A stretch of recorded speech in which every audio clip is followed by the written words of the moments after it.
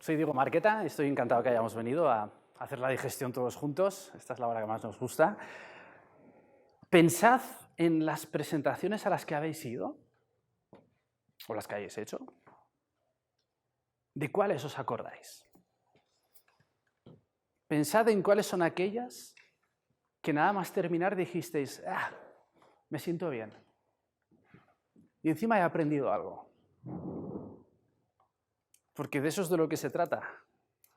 Después de bastantes años asesorando a empresas, a algunas instituciones, a lo mejor algunos me conocíais de antes, me doy cuenta de que queremos cambiar el mundo, queremos dejar a la gente patidifusa con un mensaje alucinante y que cómo ha podido seguir girando el mundo antes de mi presentación. Y resulta que las presentaciones que enamoran son aquellas que siguen una lógica. Y la lógica que siguen es la que, cuando la ves, dices, hay muchas maneras de hacer esta presentación, pero seguro que esta es la mejor. O no se me ocurre otra manera, porque no se me ocurre qué más quitarle. Y ahí está la clave. En vez de añadir, hagamos el esfuerzo por quitar. En vez de empezar a contar toda nuestra vida, que es que les da igual. Es que vosotros estáis aquí, pero en el fondo os da igual. Lo que queréis es entreteneros un rato. Con lo cual, como empieza a meter chicha, mal vamos. Y en el 99% de las presentaciones que hacemos en los países mediterráneos es que no descansamos hasta que a la gente le da un ataque de epilepsia. Yo he visto trozos de cerebro en proyectores que han estallado. Sencillamente que no quede nada más por quitar. Que ese es mi reto para hoy, el que os entretengáis y que aprendamos algo. Y lo vamos a hacer en 3 partes. De lo primero de lo que vamos a hablar es de la lógica. ¿Cuáles son esos mecanismos que hacen que cuando estás viendo una presentación sientas que te está funcionando, que te está haciendo resonar, que dices, oye, algo me está quedando, algo estoy aprendiendo? Eso es la lógica. Luego hablaremos de las ideas, qué contar y qué no contar. Y por último hablaremos de aspectos de expresión, no solamente de la expresión oral, sino cómo nos expresamos gráficamente. Hay gente que me dice, sí, Marqueta, tú eres el de los PowerPoint. Bueno, es una parte. Pero si vamos a usar un PowerPoint, que esté bien usado. Una presentación es una máquina más. Es una máquina y tiene que obedecer a una determinada función. Y lo que pongamos tiene que servir para algo. Así que, de primeras, la lógica. Como cuando nos pregunta alguien, bueno, ¿y esto por qué funciona así? Pues porque es lógico. Cuando no sabes que algo funciona, pero sencillamente percibes y sientes que funciona. Eso es la lógica. Entonces, la lógica de las mejores presentaciones la contó muy bien, no sé si conocéis la historia, Harold Whitles en el año 74. Es un niño que nació sordo. Y su pediatra, bueno, no sé qué tal médico sería, pero como fotógrafo lo clavó. Porque este es el momento en que el niño escucha por primera vez. Le habían hecho un implante coclear. Y es el momento en que escucha a su madre por primera vez llamarle por su nombre. Esto es lo que tiene que suceder cuando hagáis una presentación. Produzcamos sensaciones operativas que sirvan para algo. No te digo ni hacerlo pasar bien, ni hacerle llorar, ni empezar a declamar, que hay gente que se piensa que una presentación tiene que ser como empezar a mover, como cogiendo manzanas y empezando a hacer dramaturgia y cosas de estas. Que no, que es más sencillo, que es mucho más natural. Es que lo que cuentes le lleve a una sensación y que sea práctica. Es decir, que le lleve a tomar una decisión que te favorezca, porque para eso presentamos. Sin embargo, nos empeñamos en continuamente estar diciendo yo y mi proyecto, yo y mi experiencia, yo y las especificaciones de mi producto. Les da igual. La gente lo que quiere es que les hables de ellos. De eso se trata. Entretener. Apple lo hace continuamente.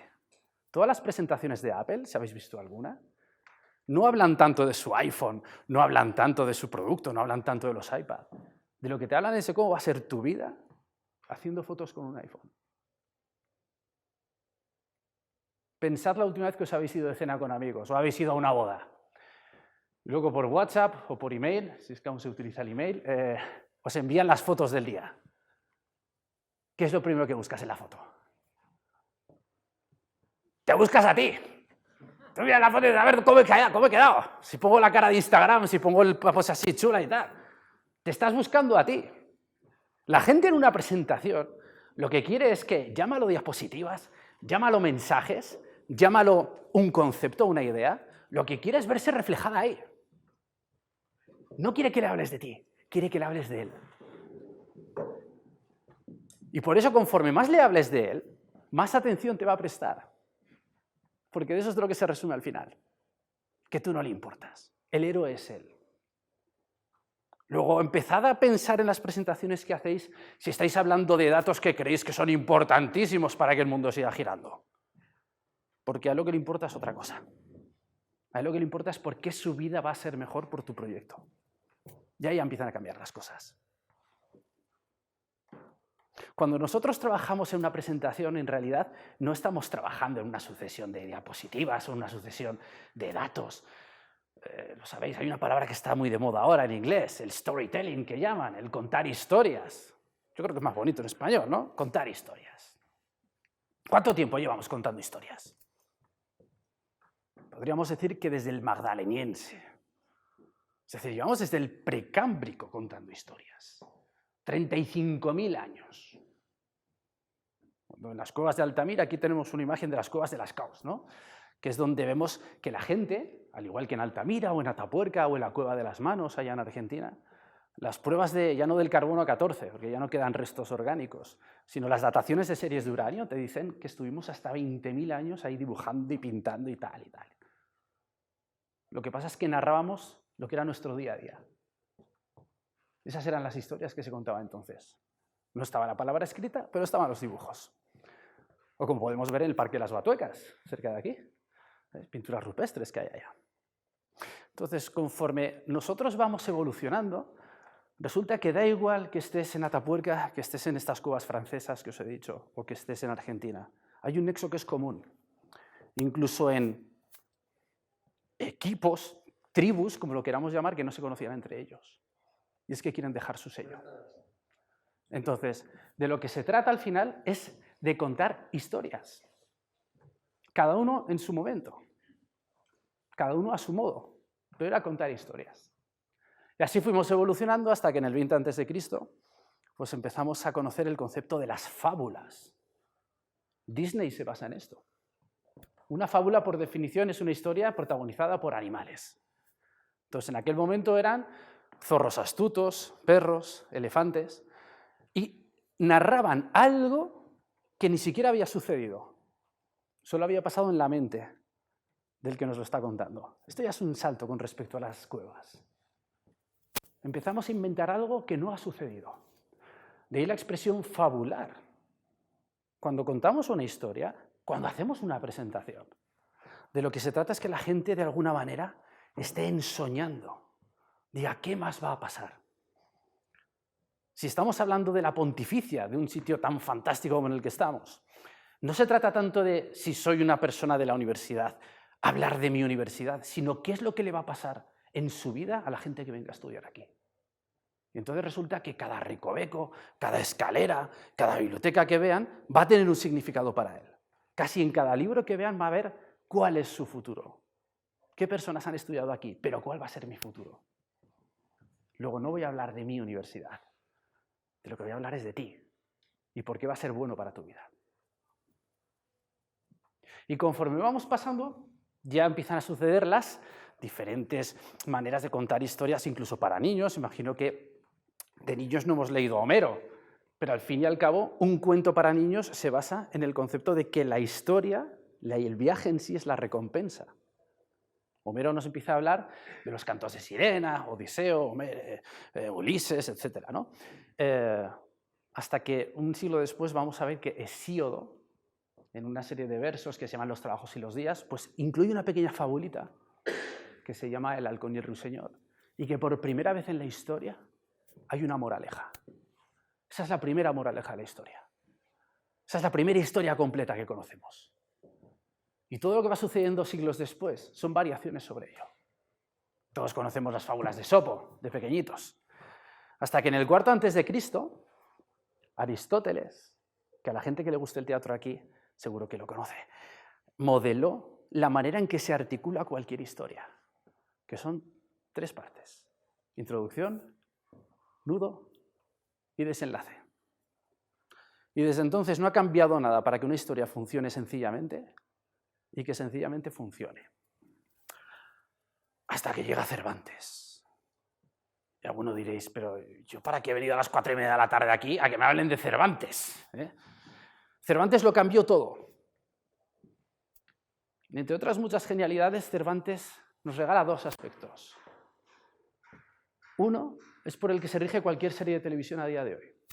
Y es que personaje A se convierte en personaje B y B se convierte en A. Los guionistas de las series se pegan muchos meses llenando salas como esta, las llenan de papeles, para que si pones en el episodio 1 de la temporada 1 una serie de características del personaje A y pones en la otra pared cómo es el personaje B, al final de la serie, en el último episodio de la última temporada, sin que uno tenga ni idea de hacer guiones, automáticamente se ha invertido. Las características de A han pasado a otro. Y viceversa. Eso es lo que hace que te enganche una serie. Que Quijote se vuelve Sancho y Sancho se vuelve Quijote. Y funciona en todas las series de éxito. Bueno, esto es un poco culturilla, que se cuenta porque no tiene que ver tanto con las presentaciones, pero oye, si te puedes llevar algo que luego en una cena de Navidad la puedas contar, todos tenemos un cuñado en las cenas de Navidad que le gusta que le cuentes cosas, pues luego lo cuentan todas las cenas, ¿no? A ver, no creo que mi familia sea la única. Todos tenemos un cuñado que es un coñazo, ¿no? En la familia, digo yo. Pensad. Si no te das cuenta cuál es que eres tú. A mí me pasó en mi familia una vez. Dije, mamá, a ver, Willy, Sergio, Gusti, tíos majos, tal, ¿no? Dani, no habla mucho, pero majete. Javi, bien. Oye, ¿seré yo? Dice mi madre, sí, eres tú. Bueno, pues al menos ahora ya lo sé, ¿no? Todos lo tenemos. Segunda cosa que nos regala Cervantes, y esta sí que es fundamental para las presentaciones. Y es que así como Homero, Shakespeare incluso coetáneo, ¿no? De la misma época, así como Shakespeare y toda esta gente te habla de aventuras que le sucede a un héroe, te habla en tercera persona, desde un punto de vista elevado. Cervantes es el primero que el punto de vista lo pone a ras de suelo. Es decir, que cuando tú estás leyendo el que se va a estampar contra los molinos, ahí en Consuegra, o en Campo de Criptana, donde se ubicará esta escena, no lees a Quijote. Eres tú que te la vas a dar. Y Cervantes lo que hace todo el rato es que cuando habla por boca de Sancho, tú te sientes Sancho. Y cuando habla por boca de Quijote, tú te sientes Quijote. Cuando haces una presentación, no vamos a hablar de la empresa, tal, vamos a hablar de Indra ha desarrollado esto, no, hemos desarrollado. La pontificia ha desarrollado, no, hemos desarrollado. Porque cuando bajas el punto de vista es cuando tienes la capacidad de que la gente te abra el corazón. Porque de lo que se trata, aunque les estés hablando de un balance contable, de lo que estás tratando es que te abran su corazón. La gente cuando va a una presentación tuya quiere que su vida sea mejor. Si le vas a presentar una solución, no le interesa tanto los números, lo que le interesa es eso, qué problemas le va a evitar. La gente no quiere un sistema que te resuelva 500 instancias en medio segundo. La gente lo que quiere es que el de mantenimiento no te llame un viernes por la noche. La gente lo que quiere es que su vida sencillamente sea mejor.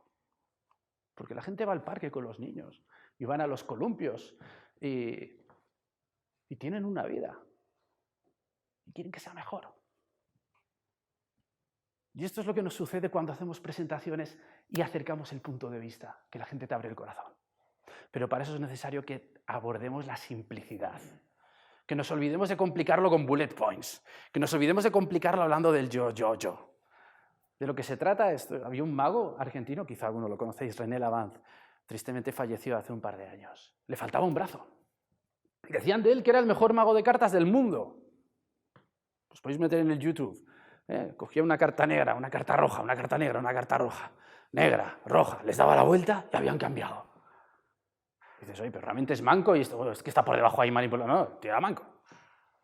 Lo que pasa es que él hablaba de que lo que se acaba de ver era simple, pero no una simpleza. La simplicidad es algo que se alcanza. La simplicidad es algo que implica conocer de lo que estás hablando. Si quieres hablar en 5 minutos de un proyecto, tienes que saber muy bien de qué va el proyecto. Si no, te pueden dar toda la tarde que puedes llenar horas y horas, palabras y palabras. Este señor conocía muy bien cuál era su discurso. Antes de empezar un juego, te contaba un cuento de Cortázar, un cuento de Borges.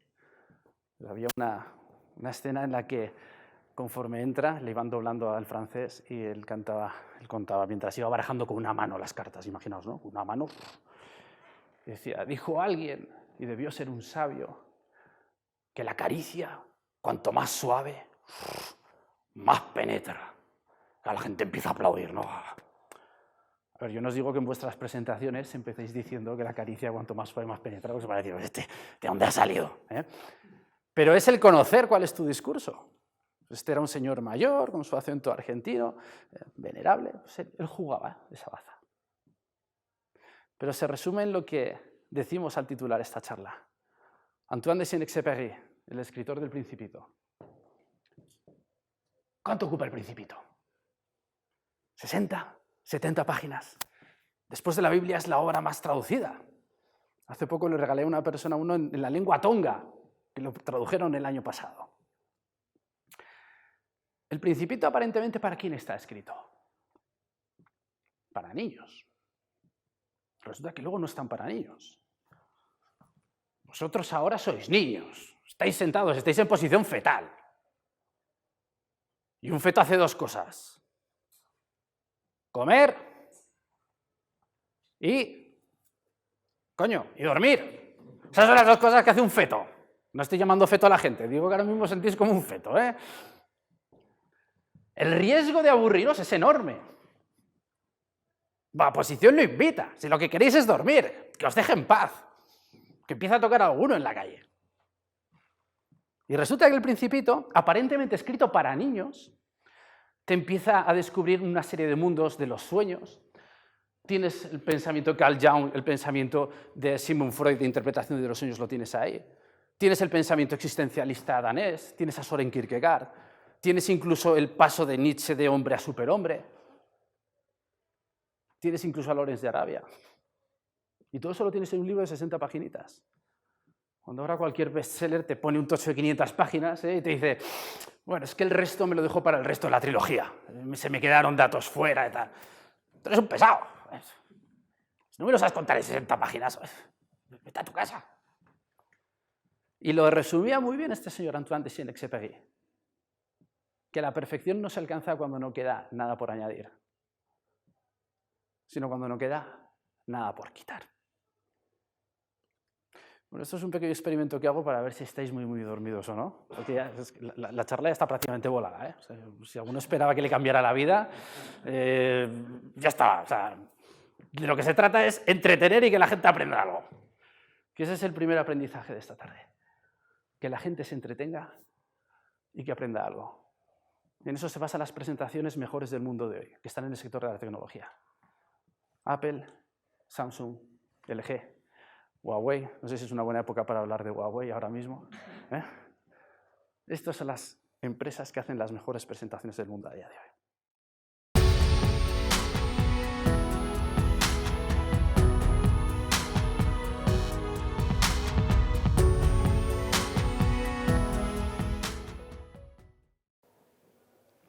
Vamos a hablar de qué es lo que está pasando con el PowerPoint, que es que nos hemos vuelto locos.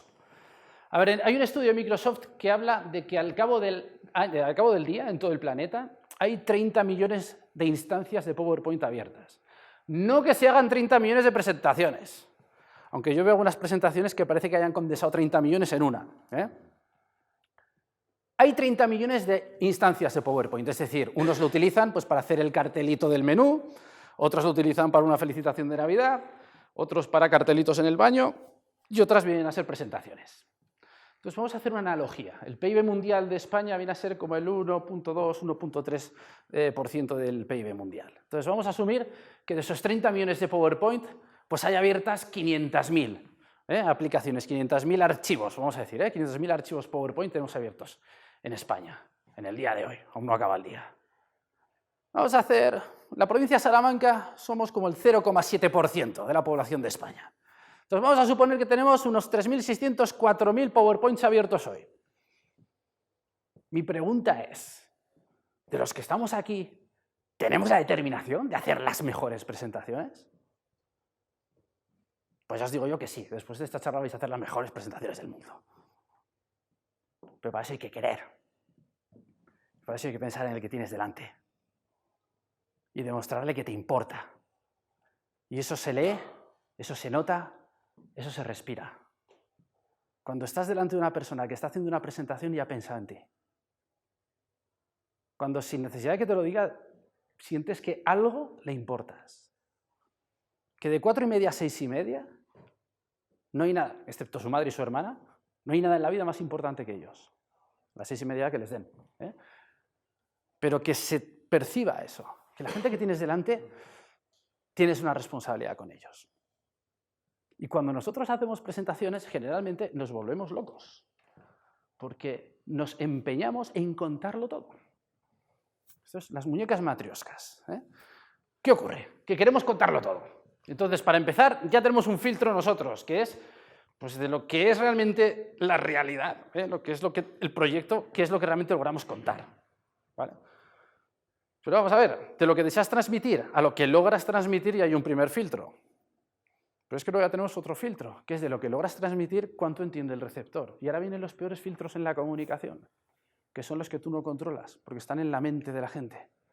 Porque la gente, en función de la vida que ha tenido, en función de sus experiencias, pues la gente tiene unas creencias. Y en función de esas creencias, la gente dice, pues esto me vale o no me vale.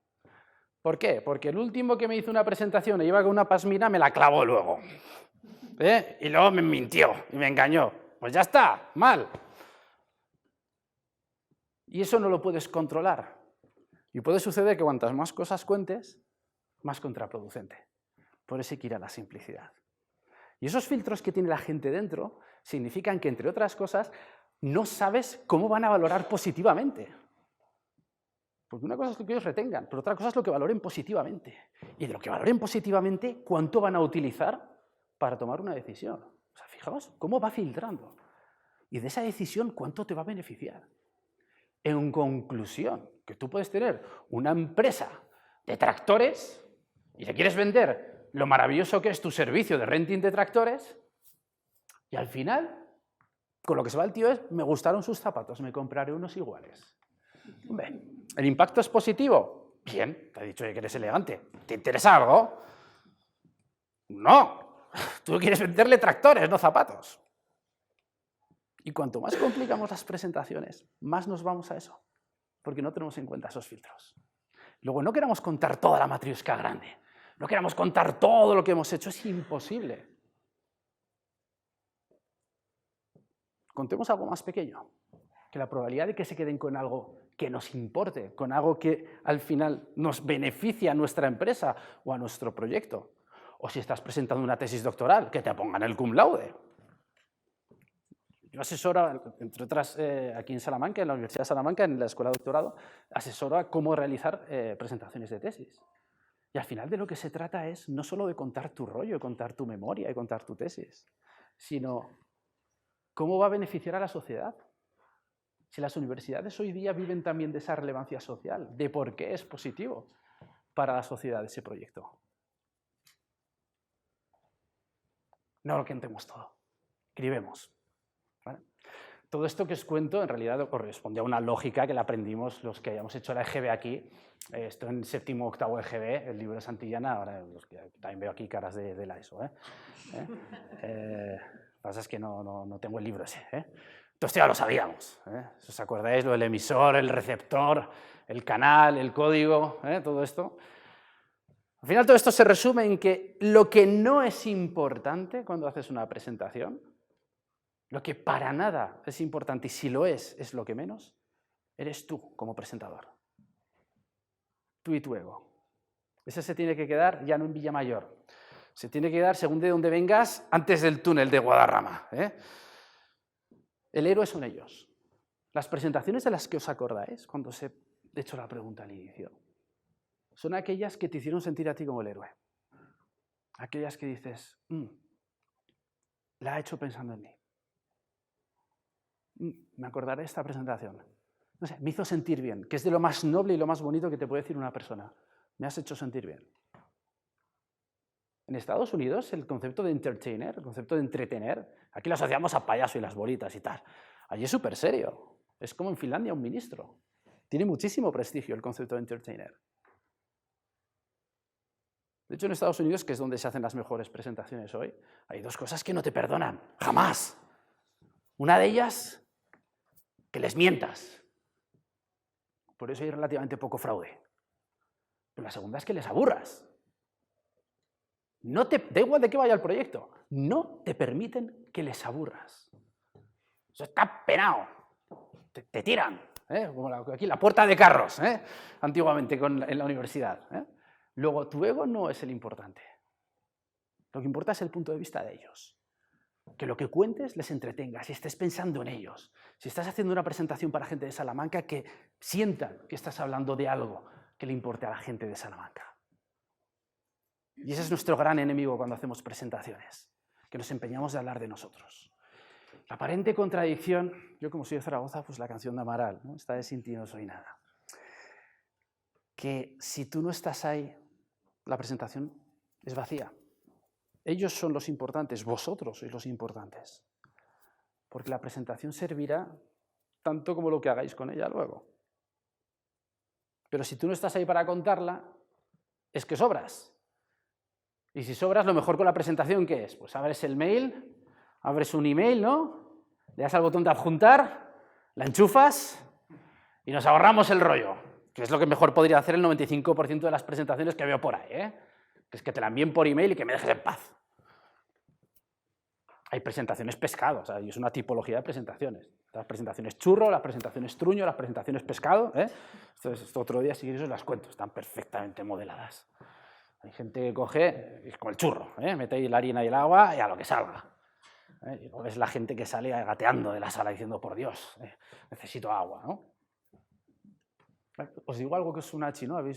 O todas las presentaciones que veis normalmente son algo que os hace disfrutar. Dices, hay un PowerPoint, ¡qué bien! Hoy no como, voy a ver. ¿Suele sucederos esto? A ver, todo está en los clásicos. Rara cosa de lo que os diga hoy me la oiréis hoy por primera vez. Está todo inventado. Marco Vitruvio Polión, ¿no? Vitruvio. Los que os hayáis leído el Código da Vinci, el hombre de Vitruvio que dibujó da Vinci. Pues este era un arquitecto romano del siglo I que estableció las bases de la arquitectura. Él hablaba básicamente de que la arquitectura tiene que cumplir estos tres preceptos. El primero, firmitas. ¿Qué significa firmitas en latín? A ver, si aquí en esta santa sede alguien lo responde, ya mal vamos. Tampoco es mucho nivel, Firmitas, ¿qué significa? Robusto, estructurado, gracias. Que sea robusto, que esté estructurada. En un curso una vez una persona me dijo firmitas, sí, eso son firmas en pequeñito. Yo no, es firmitas, no firmitas. Utilitas. ¿Qué significa utilitas? No es mucho nivel. ¿Qué puede significar utilitas? Utilidad. Te invito a cenar a lo que quieras. Solamente él sabía qué significa utilitas, útil, que sirva para algo. Con lo cual, algún arquitecto que no diré se podría a lo mejor ya quitar del club. Y por último, Venustas. Venus, diosa de la belleza. Pero claro, el concepto de belleza puede ser bastante subjetivo, en ocasiones bastante singular. Vamos a dejarlo en estética. Y cuando hago es estético, es que su forma obedece a la función, como una máquina de altas prestaciones. Recuerdo una vez con mi madre en Londres, a mi madre los coches le importan un carajo. Y un día pasamos, estamos por ahí, y pasa un deportivo, ¿verdad? Dice mi madre, oye, coche más bonito, ¿no, Diego? Digo, sí. Dice, ¿qué coche es? Yo, es un Aston Martin, mamá. Dice, pues es bonito, ¿verdad? Digo, sí, mamá. Eso con un Lamborghini no pasa. Con un Ferrari no pasa. Con un Rolls Royce no pasa. Pero todos nos vemos en un Aston Martin. Todos decimos, me queda bien este coche. No te fastidia, a ti, a todos. Pero con otros coches no pasa. Y pueden ser mucho más caros, mucho más bestias. Cuando la forma obedece a la función. cuando ves una presentación en la que ves que casi nada sobra. Hay una secuencia en la película Amadeus, cuando Constanza, la mujer de Amadeus, le lleva a Antonio Salieri para que interceda por él en la corte y le lleva unas partituras. Antonio Salieri las empieza a leer y la música va sucediendo, se va escuchando, él la va leyendo y la música va fluyendo en su mente. Y hay un momento que llega al paroxismo, ¿no? Casi como un síndrome de Stendhal, se le caen las partituras de pura belleza. Dice, es maravillosa, ¿no? Dice, traedme los originales. Dice, no, Wolfgang nunca hace copias, esos son los originales. Dice, no había ni un tachón, ni un borrón. Dice, añadías una nota y sobraba. Se la quitabas y empeoraba levemente. Era como si el mismísimo Dios le dictara al oído la partitura. A ver, yo no os digo que hagáis PowerPoints que sea como que Dios os ha susurrado las diapositivas, que tampoco se trata de esto. Pero que busquemos esa mejora continua. ¿Qué más puedo quitar? Si quito esto, ¿sigue contando una historia? Llegará un momento en que si quitas algo se te quede coja. Pero buscad de qué manera podamos acercarnos de alguna manera a lo que hizo Antoine de Saint-Exupéry con El Principito. Ahí es donde se alcanza la genialidad, cuando en 60, 70 páginas sabes contarlo. Luego, ¿qué es lo que aprendemos de este rato que hemos estado hablando? Que tú, si quieres mantener la atención de la gente, tienes que basarte en dar algo mínimo, simple. La gente a los 20 minutos está normalmente ya no roncando, está en el quinto sueño. Hay algunas cabezadas, hay marcas en mesas de trabajo con la frente de la gente. Yo he llegado a escucharlo, o sea, el ¡pum! Es que estás escuchando una presentación que no va a ningún lado, porque está pensada de él para él. Luego, quedémonos en este segundo bloque que hemos contado. Estructurada, que sea útil y que resulte estética.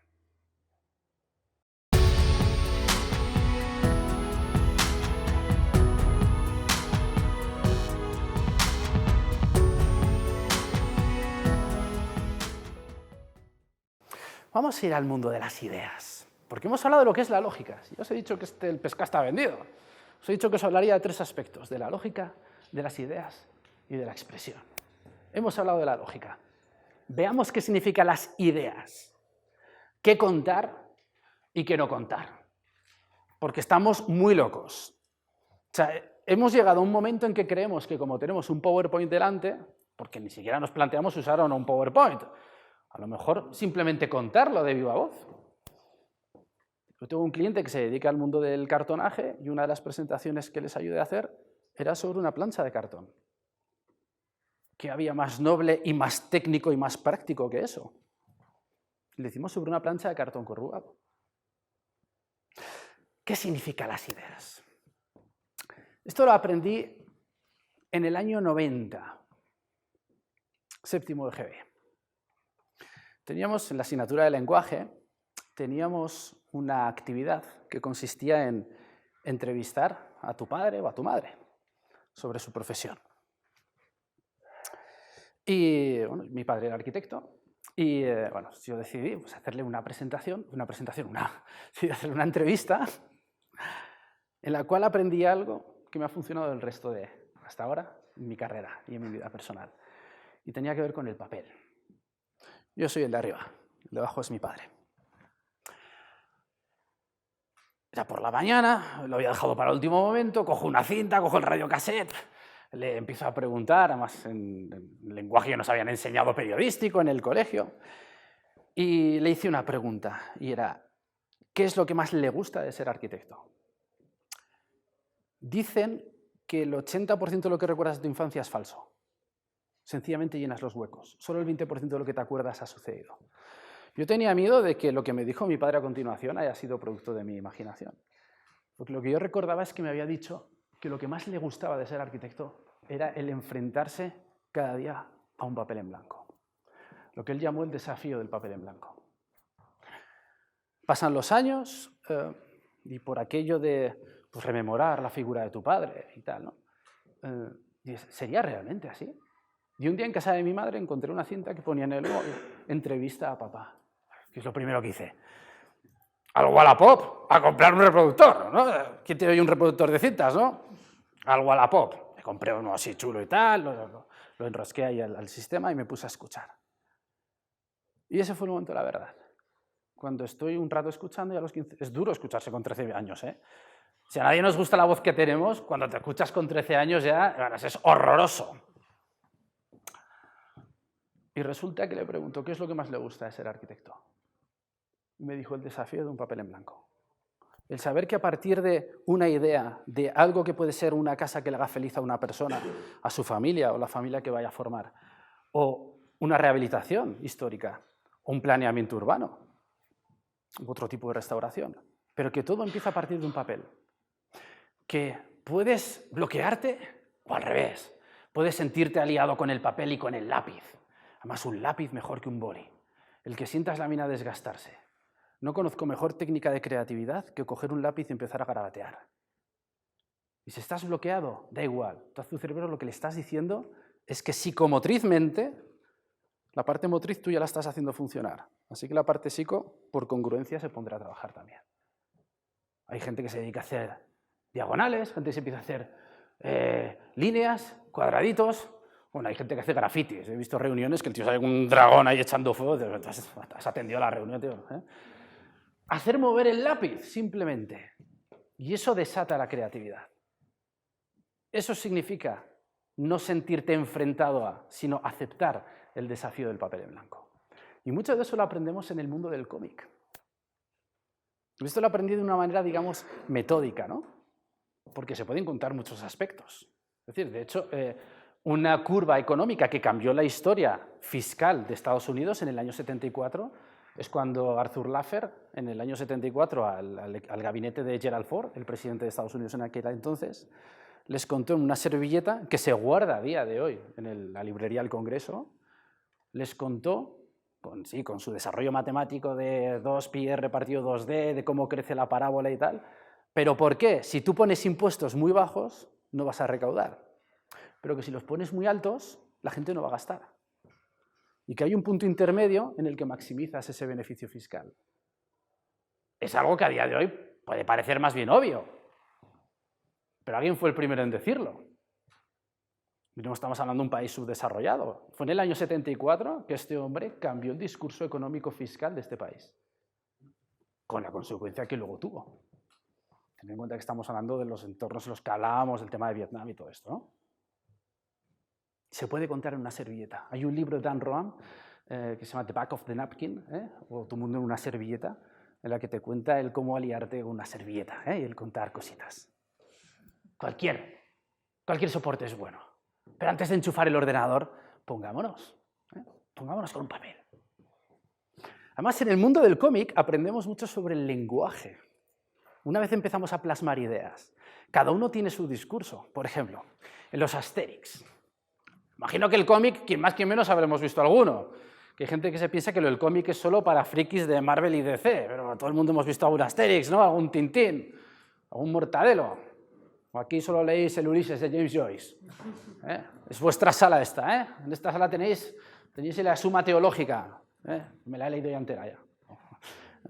Entonces, ¿qué ocurre, por ejemplo, en Asterix? Que en un momento dado, cuando quiere destacar un mensaje, quiere destacar un estado de ánimo, sucede que lo que yo pensaba de pequeño, que era un error de pintura, no es un error. El dibujante tiene muy claro que de repente se va a inventar el fondo naranja, porque lo que quiere es que te centres en Obélix. Igual que cuando en un momento dado quiere cambiar del estado de ánimo a un personaje y luego a otro. Coge y de repente se olvida de ponerte garabatos, te pone un fondo negro, por ejemplo, o te pone un fondo liso. Pensad en esto en vuestras diapositivas, el crear contraste. El contraste a veces se crea con un silencio, se crea con una entonación, pero se puede lograr también con una diapositiva. E incluso cuando en un momento dado, en el cómic de La Gran Travesía, cuando quiere contar una historia dentro de la historia, es decir, llegan sin darse cuenta, llegan hasta América, entonces como uno de los indios ve a ellos, entonces ¿cómo cuenta una historia dentro de una historia? Pues todavía más simplificado. ¿Cómo ve un personaje de aquellos, un Sioux o un Comanche, no sé lo que sería? ¿Cómo ve a Obélix? Le ve así. Pero es que es así como le ve el lector en realidad. Es una simplificación dentro de la simplificación. Los cursos en determinadas masterclass de fotografía se estudia el caso de Lucky Luke, porque en Lucky Luke se utiliza mucho el concepto de repente pasarle a la contraluz, poner toda una imagen lisa en amarillo y es para que tú entres en su mundo. Pero esto es lo que se inventó Cervantes. El que tú resuenes, el que tú te recrees siendo Lucky Luke. Así en plan héroe crepuscular. Entonces, esos cambios están completamente controlados. Y fijaos que no es a base de añadir, es al revés. Es a base de quitar. Una silueta, un pensamiento, ahí lo dice todo. Luego ya hay otros discursos gráficos. Por ejemplo, en Tintín. Pues hay veces que tenemos que tener en cuenta que en un cómic todo lo que hay no es por casualidad. Así como en una foto desaparece un pajarito ahí, pues mira, si puedes decir, si el pájaro representa la libertad, se te coló en la foto, tío, no me cuentes historias. Pero si está dibujado, tiene un propósito. Es decir, cuando Hergé dibuja Tintín yendo al castillo del Capitán Haddock, ese castillo está directamente inspirado en el castillo de Cheverny, allá en el Loira francés, ¿no? Entonces, hay veces que sí que tenemos que ir a un determinado nivel de detalle, pero no porque haya que estar todo el rato dando detalles. En ese aspecto el maestro lo tenemos en Paco Ibáñez, ¿no? Cuando ves una viñeta de Mortadelo y Filemón, que de repente hay un detalle, pues una arañita ahí, tienes arriba un gato en el store. Yo te digo que pongáis gatos ahí maullando en las diapositivas, ¿eh? Pero que hay veces que ese pequeño detalle es el que marca la diferencia. No lo hagáis continuamente, pero un determinado detalle, un determinado número, una gráfica que de repente, ¡ping!, y aquí destacas lo que hay que destacar. Porque una gráfica hay que entenderla en 3 segundos, para los que seáis técnicos. Si te ponen una gráfica y no la entiendes en 2 o 3 segundos de reloj, esa gráfica está mal hecha. Una gráfica no está para explicarla. Una gráfica está para explicar lo que estás diciendo. Con mis clientes del sector técnico esto lo hago muchísimo hincapié. Vale. Luego ese nivel de detalle, que tenemos en el mundo del cómic, tiene que partir mucho antes, que es del papel en blanco. Que abracemos el desafío del papel en blanco.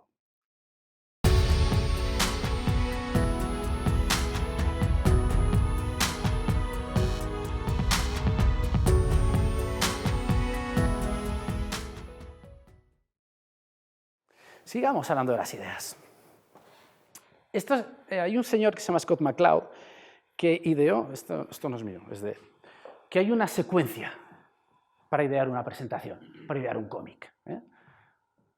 Idea, forma, lenguaje, estructura, diseño y acabado. Pero como os he dicho al principio, estamos muy locos. Nos hemos vuelto todos muy locos y empezamos por el final. Idea. ¿Qué contar y qué no contar? Muchas veces es más importante lo que dejas de contar que lo que cuentas. Porque en esos vacíos calculados haces a la gente unir los puntos. Y cuando a la gente le estimulas la mente, que no significa ponérselo difícil, pero no se lo des mascado del todo, porque entonces se van a repanchingar.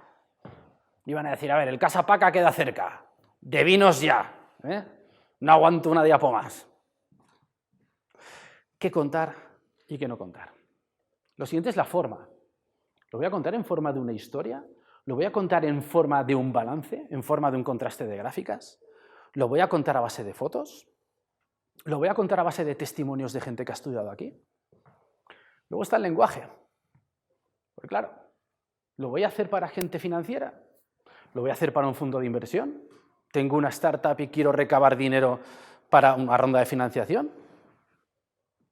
Y luego ya es cuando empezamos a hablar de esa estructura, es decir, de ver qué parte va a ser 1, qué parte va a ser 2, qué parte va a ser 3. De hecho, en los cursos sobre presentaciones que doy, casi la mitad del tiempo, en vez de con el ordenador, con lo que estamos es con el papel definiendo el mapa mental. Definiendo qué va a ser contexto, qué va a ser la realización del proyecto y qué va a ser lo que le va a importar al cliente y cómo eso le va a beneficiar. Eso está en la estructura. Luego ya hablamos de temas de diseño.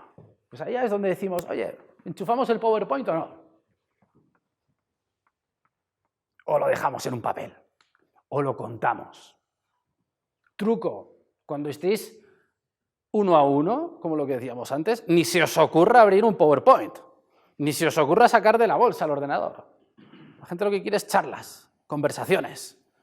Además te beneficia porque puedes ver por dónde van los intereses del otro. En una presentación, cuando estás con 200, pero bueno, no menos que estamos hoy, pero cuando estás con 100, 200 personas, no puedes.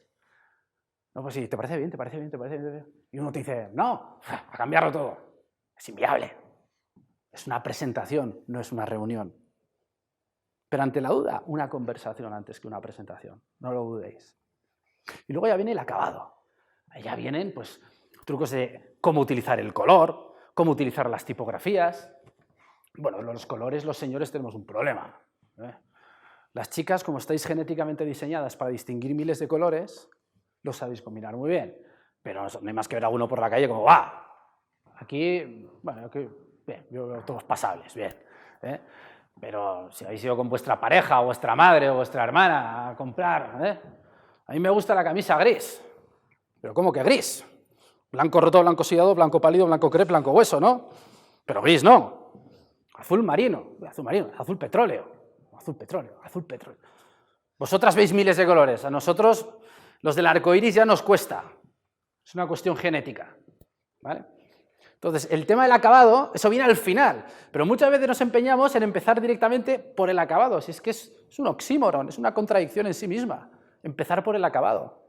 ¿Cuántos de aquí, cuando hay que hacer una presentación, enchufamos el PowerPoint de primeras? Yo el primero, muchas veces. Es una tentación que tenemos. Asociamos que la herramienta define la función.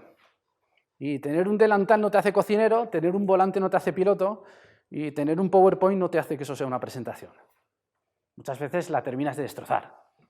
Refina la idea en el papel. Tengo medido que te ahorras el 40% del tiempo si empiezas en la idea. A veces te ahorras el 100% de PowerPoint, porque decides que no necesitas el PowerPoint. Luego empecemos con el papel, como decíamos antes. Y para eso sirve un mapa mental, para definir lo más importante que hay, junto con el entretener y el que aprendan algo.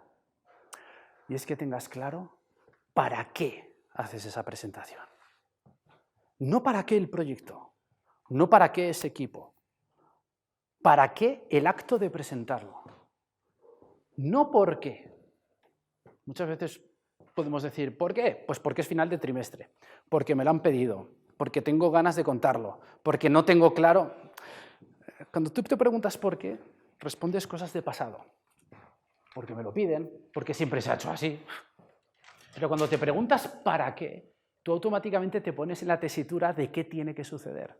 ¿Para qué? Para que me compren, para que me relajen los periodos de entrega, para que me acepten un tamaño de lote mínimo mayor, o según la mesa en la que estés, al lado de la mesa, para que sea menor, para que cuenten conmigo, para que me contraten el mantenimiento además del sistema, para que me pongan un 10 en la tesis. ¿Para qué? Cuando te planteas el para qué, piensas en él y encima piensas en futuro. Demuestras que le importas y encima le haces fabular. Es fundamental. Y os lo escribís en un papel. ¿Para qué hago esta presentación? Por mucha tentación de que ya lo tengas claro y demás. Yo no ha habido una sola vez que no me lo escriba. ¿Para qué hago esta presentación? Luego, ¿qué es un mapa mental al final? Pues es una manera de pasar del pensamiento simultáneo, el montón de ideas que tenemos en la cabeza, al pensamiento secuencial. La experiencia me dice, porque al final las diapositivas, si usamos diapositivas, al igual que un cuento, el del patito feo y demás, es una secuencia de historias, es una secuencia de hechos, uno detrás del otro. La experiencia dice que en torno al 25% del tiempo de tu presentación, en ese mapa mental, que sea el contexto económico, contexto social, etc. En torno a un 15% háblale de ti y de tu proyecto y de tu superidea, porque es que lo estamos deseando, que es a lo que vamos a hacer la presentación siempre, a hablar del yo. Redúcelo a un 15%. En una presentación de 45 minutos, un 15% son 6 minutos. ¿A ti te dan 6 minutos para hablar de ti, solo de ti? No del contexto ni de lo que vas a hacer, no, de ti. Es que no sabes ni qué contar. En un minuto se resuelto. Da igual la multinacional en la que trabajes. Al cabo de 2 minutos ya no sabes ni qué contar. Pero si lo cuentas organizadamente, utilizas un minuto aquí, otro minuto aquí, y por cada minuto que hablas de ti, resulta que estás hablando como 3 o 4 minutos de él, de tu cliente, de tu oyente. Le hablas de Salamanca, o le hablas de la Pontificia, o le hablas de por qué hacer presentaciones según una determinada lógica va a hacer que la gente sienta que les ayudáis a que su vida sea mejor. Hablarles en clave de ellos. Por eso es tan importante y por eso esta es la, digamos, conclusión de esta parte o de este bloque. Y es que cuando hacemos una presentación hay que definir clarísimamente el para qué la hacemos.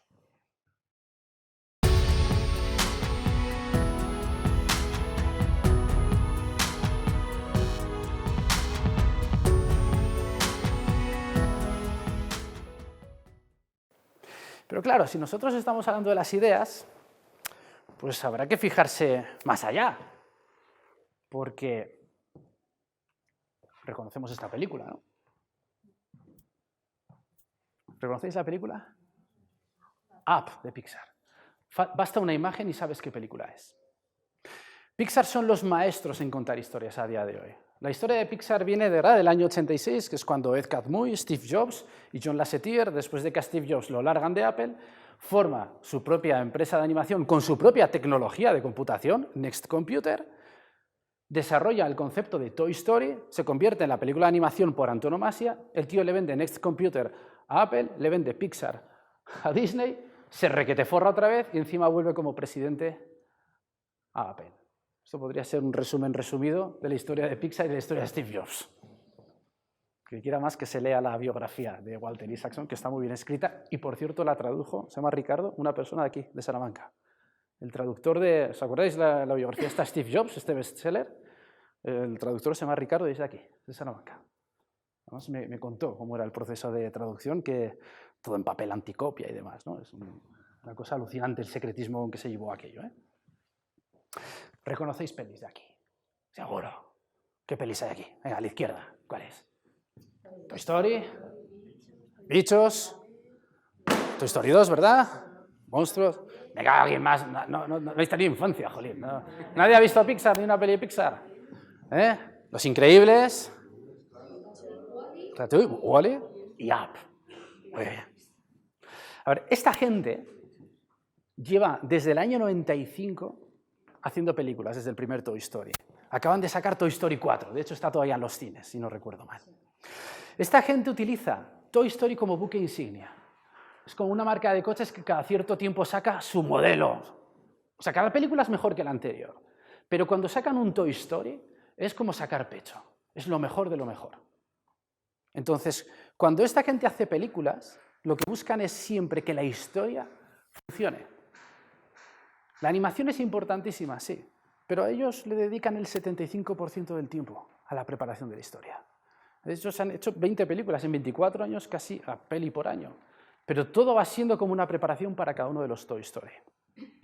De hecho, el último que acaban de sacar, bueno, he visto la secuencia de películas, el personaje que han hecho es cumbre de la simplicidad del personaje Fork. Pocos elementos habrán hecho más simples. O sea, eso es un guiño que hace la simplicidad Pixar. Pixar tiene tecnología para animar, renderizar lo que le dé la gana. Y se han cascado un personaje entrañable con un cubierto de plástico. Y la película es maravillosa. Esta puede que sea la única imagen que veréis de una sesión de trabajo de Toy Story 4, que es cuando la están preparando, ¿no? 75%. Y utilizan un programa sofisticadísimo que se llama RenderMan, donde ellos primero mallan con Adobe Maya, que se llama y demás, pero luego a la hora de hacer la computación y demás, utilizan ya no programas, lo llaman motores. Hay motor de pelo, motor de aguas, motor de sombras, motor de luces, que es lo que le da vida a cada uno de estos elementos. Pues bien, solo el 25% del tiempo lo dedican a eso. El 75% están llenando paredes y paredes. ¿Qué aspectos funcionan y qué aspectos no? Pixar se basa en una terna que es personaje, mundo, historia. El personaje puedes resonar con él o no, porque puede ser un pez que habla, puede ser un coche, puede ser un abuelito que la cabeza le ocupa más que el cuerpo. ¿En qué mundo? Pues puede ser dentro del agua, puede ser en las nubes, bueno, pero la historia, en esa terna, la historia tiene que llegarte hasta el tuétano. No por exagerada, no, porque tú te veas reflejado en ella. Y por ello le dan tanta importancia al storyboard. Que cada impacto, esto que hay tan de moda ahora, que se habla de las presentaciones de impacto. Hay gente que dice que presentación sea impactante. No, es que esté basada en impactos. No muchos, sino los necesarios. Y esta gente es experta en ello. Solamente viendo el storyboard ya sabes qué película es. Solamente viendo el storyboard, ¿en dónde está el momento de peligro y de tensión en esta peli? Viendo el storyboard, ¿en qué momento creéis que está la tensión? En la parte en rojo, porque al rojo resonamos, al rojo nos produce peligro, fuego, tensión. Igual que cuando ves este storyboard, tú ya ves que es Buscando a Nemo. Y en el caso que es casi paradigmático con Up, cuando se conocen el señor y la señora Fredriksen, lo tienen minuciosamente calculado. Tan calculado, ¿recordáis esta secuencia? ¿Cuánto duraba? 4 o 5 minutos. Es al principio de la peli, no vamos a reventar nada, no os preocupéis. ¿Cuántas palabras tenía esa secuencia? Ninguna, solo música. Y no te cuenta nada que sea lacrimógeno, no te cuenta nada que no sea el hacerte mayor. Y lo que lleva a tener una vida en común con alguien. Pasan una serie de cosas, pasan otras, y dejan de pasar otra serie de cosas. Y es la vida misma lo que te cuenta.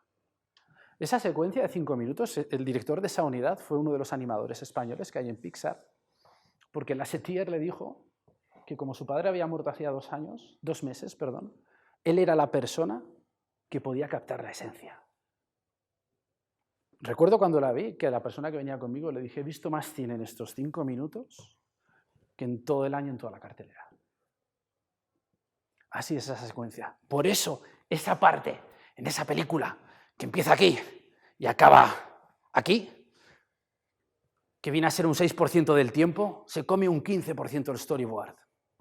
Ellos se dieron cuenta que estaban haciendo historia de la animación ahí. Y vaya si lo lograron. Luego, ¿qué aprendemos de Pixar? Que aunque luego tengas mucha complejidad diseñando y que domines mucho de sombras y demás, lo que importa es la historia. Y que cuando lo vas a contar una detrás de otra, como en un cómic, tienes que ser simple en esa disposición visual. El tener claro tu storyboard. Ese es el primer PowerPoint que tenéis que hacer si decís usarlo. Diapositivas en rojo, diapositivas en verde, diapositivas en gris. ¿Dónde voy a dar datos? ¿Dónde voy a plantear un problema? ¿Dónde voy a dar una solución? Haced el storyboard.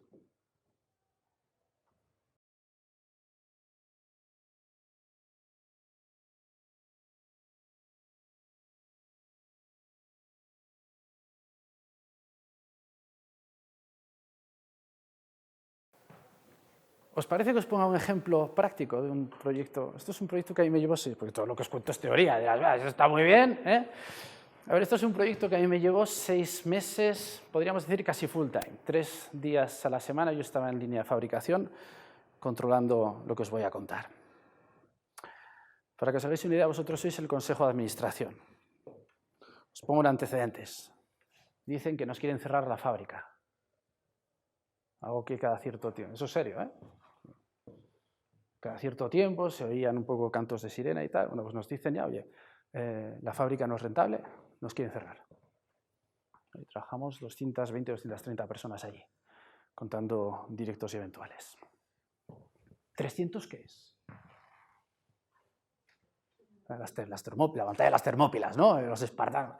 Bueno, 300 es la cantidad de segundos que tienes para contar cualquier proyecto. Cualquier obra de ingeniería se cuenta en 300 segundos. Las 4 ecuaciones de Maxwell, las 3 ecuaciones de Maxwell se cuentan en 5 minutos. Cualquier plan de negocio se cuenta ya no en 5 minutos, se cuenta en 1 minuto. Y te sobran a veces 50 segundos. Cualquier plan de estudio se cuenta en 5 minutos. Cualquier edificio se cuenta en 5 minutos. La Biblia se cuenta en 5 minutos. Pero para eso tienes que saber de lo que estás hablando. Si realmente sabes de qué va un proyecto, te lo cuentas en 5 minutos. Y esto es una prueba que tenéis que hacer con vuestras presentaciones. Siempre hay alguien que le gusta cronometrarme. Yo he intentado calibrar por las caras a ver quién es el que me quiere cronometrar. Normalmente es el que lleva el peluco más grande. Aunque ahora como la gente va con el teléfono, alguien me quiere cronometrar. 5 minutillos. Lo que os voy a contar es lo que hemos hecho en una de las líneas y mi para qué, el para qué de esta presentación es que lo que os voy a contar ahora me autoricéis, me deis luz verde, me digáis, vale, Diego, ¿sí? Hacerlo en el resto de líneas de fabricación. Pues tampoco os he contado gran cosa. Aún no he visto si alguien está cronometrando o no. Eso, que os fiáis mucho de mí. Trabajamos 29 céntimos de euro por lote de fabricación más caro que la competencia. Y esto nos sitúa fuera de mercado. Y la razón última, la causa raíz de ello, es que en todo un año no hemos sido capaces de que el rendimiento de las máquinas alcance el objetivo. Estamos, por sistema, un menos 4,3% en el rendimiento de máquinas por debajo de lo que debemos. Y esto es algo que todos los que estamos en operaciones ya lo sabíamos, pero resulta que nos dicen que nos quieren cerrar. Porque no ha habido un solo mes en un año que la alcancemos. Así que hemos hablado con la gente de las líneas. Oye, porque aquí en los despachos creemos que lo hacemos todo muy bien, y el management y todo eso, ¿no? Pero, ¿qué opinan ellos? O sea, nos preguntamos, ¿realmente cuando estamos operando las máquinas, cuando hay un problema lo vemos todos como un problema? ¿Es un problema? ¿Es una oportunidad? ¿Vemos y actuamos de la misma manera? ¿Es predecible el resultado que va a haber al final del turno? Cuando entra José Luis a las 6 de la mañana, luego va a dejar la máquina, si ha hecho sus 200.000 unidades en su turno y en su máquina, pero cuando venga el de la tarde, ¿cómo se la va a encontrar? ¿Se la ha dejado perfecta para que él también pueda hacer su trabajo? Aquí cada maestrillo tiene su librillo. En definitiva, que se nos llena mucho la boca en los simposios y cuando nos visitan de fuera, de otras fábricas, y decimos que usamos técnicas japonesas de productividad y que somos súper eficientes y lo basamos todo en gestión visual. ¿Realmente está dando resultado? ¿Realmente lo estamos operando bien? Así que hemos hablado con las 15 personas que trabajan en la línea, en los 5 equipos. Y les hemos hecho estas preguntas. Porque en esa línea concreto, la 7, es donde, como si fuera un microcosmos, es donde se reproducen todos los problemas. A escala, pero tiene todos los problemas. Así que la hemos definido como una línea piloto. Y hemos estado durante 6 meses, 2 ingenieros de proceso, un ingeniero de proyectos y un servidor trabajando con ellos, con 2 operarios que se han dedicado en exclusiva a esto. ¿A qué se han dedicado? Primero a recabar ideas del resto de compañeros. Los 15 nos han dado ideas, pero ahora nos toca trabajarlas.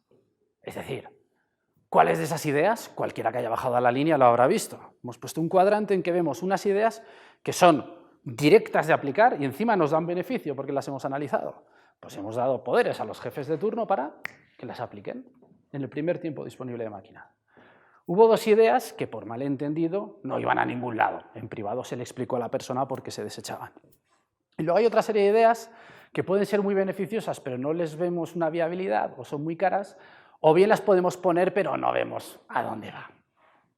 Entonces, una vez tenemos desplegadas esas ideas, lo que hace falta es que la gente tenga visibilidad de que lo que proponen se estudia y se implanta. Y en 3 meses nos habían dado 90 ideas, de las cuales 30 ya estaban en marcha. Esto hace que de momento la gente diga, bueno, ¿está todo hecho? No. ¿Conocemos bien cómo son nuestros procesos? No, es un punto rojo que tenemos. Realmente no sabemos modelar nuestra fábrica todavía del todo bien. Pero la gente piensa que lo que propone sirve para algo. Que las ideas de la gente, que su creatividad, que son los que se pegan 8 horas por turno allí, lo capitalizamos y sirve para algo.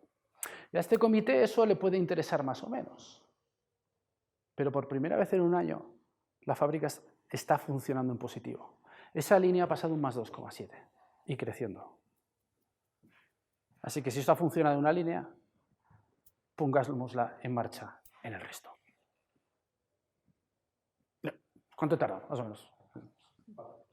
Sí, me habéis controlado. Ay, o sea, que sí que controlabas, ostras. Además, tienes que era un chaval y estabas ahí con... bien, bien, bien. ¿Creéis que he contado todo lo que se hizo en 6 meses ahí? Cada una de esas 90 ideas da para una tarde de charlar. A ver, había alguna que era los palés, en vez de aquí, ponerlos aquí. Y dices, ostras, ¿cuánto tiempo llevamos trabajando así? Es que es de cajón, es que tienen que estar ahí. Pero claro, los árboles no te dejan ver el bosque. Había otras que era de reprogramar, temas de PLCs, temas de empujadores, servos y tal. Había otras que era... Pero es que había algunas que era esto en vez de aquí, aquí. ¡Pum! Pero es que nadie se le había ocurrido preguntarle, oye, ¿a ti qué te parece esto? Si no hay nada como darle el poder a la gente. No de manera artificial. Si evidentemente cada uno tiene su parcela de responsabilidad. pero el escucharles, el que se sientan los héroes, si es que realmente son los que añaden valor. De nada sirven los programas de eficiencia, que yo de hecho los coordinaba, si ellos no los quieren poner en marcha. De nada sirve una presentación si vosotros no la queréis activar. De nada sirve lo que hayamos hecho si no logro que las personas a las que os lo presento me dais luz verde para aplicarlo. Esta presentación no habla de mí, no habla de mi proyecto, estuve yo coordinándolo, habla de ellos. Habla de las personas, con números. O sea, no hablamos del sexo de los ángeles, si me lo permitís. Estamos hablando de poner en marcha un sistema que nos lleve a números verdes. Pero de lo que hablamos es de las personas. Por eso la presentación que habéis visto en realidad no es esa. Lo que habéis visto es esto. Este es el storyboard de la película. Porque lo que os he contado es un cuento, en el sentido narrativo. Luego se llenan diapositivas, ¿de acuerdo? Pero lo más importante es saber que en lo rojo cuento problemas. En la parte verde doy alguna solución. Regla general, cuando contéis una situación de tensión, un problema en una presentación, la técnica hundimiento y rescate. O sea, no me dejes muy en ale, o sea, dame una solución, ¿vale? Si no la gente se empieza a deprimir y empiezan a llorar. Dad una solución.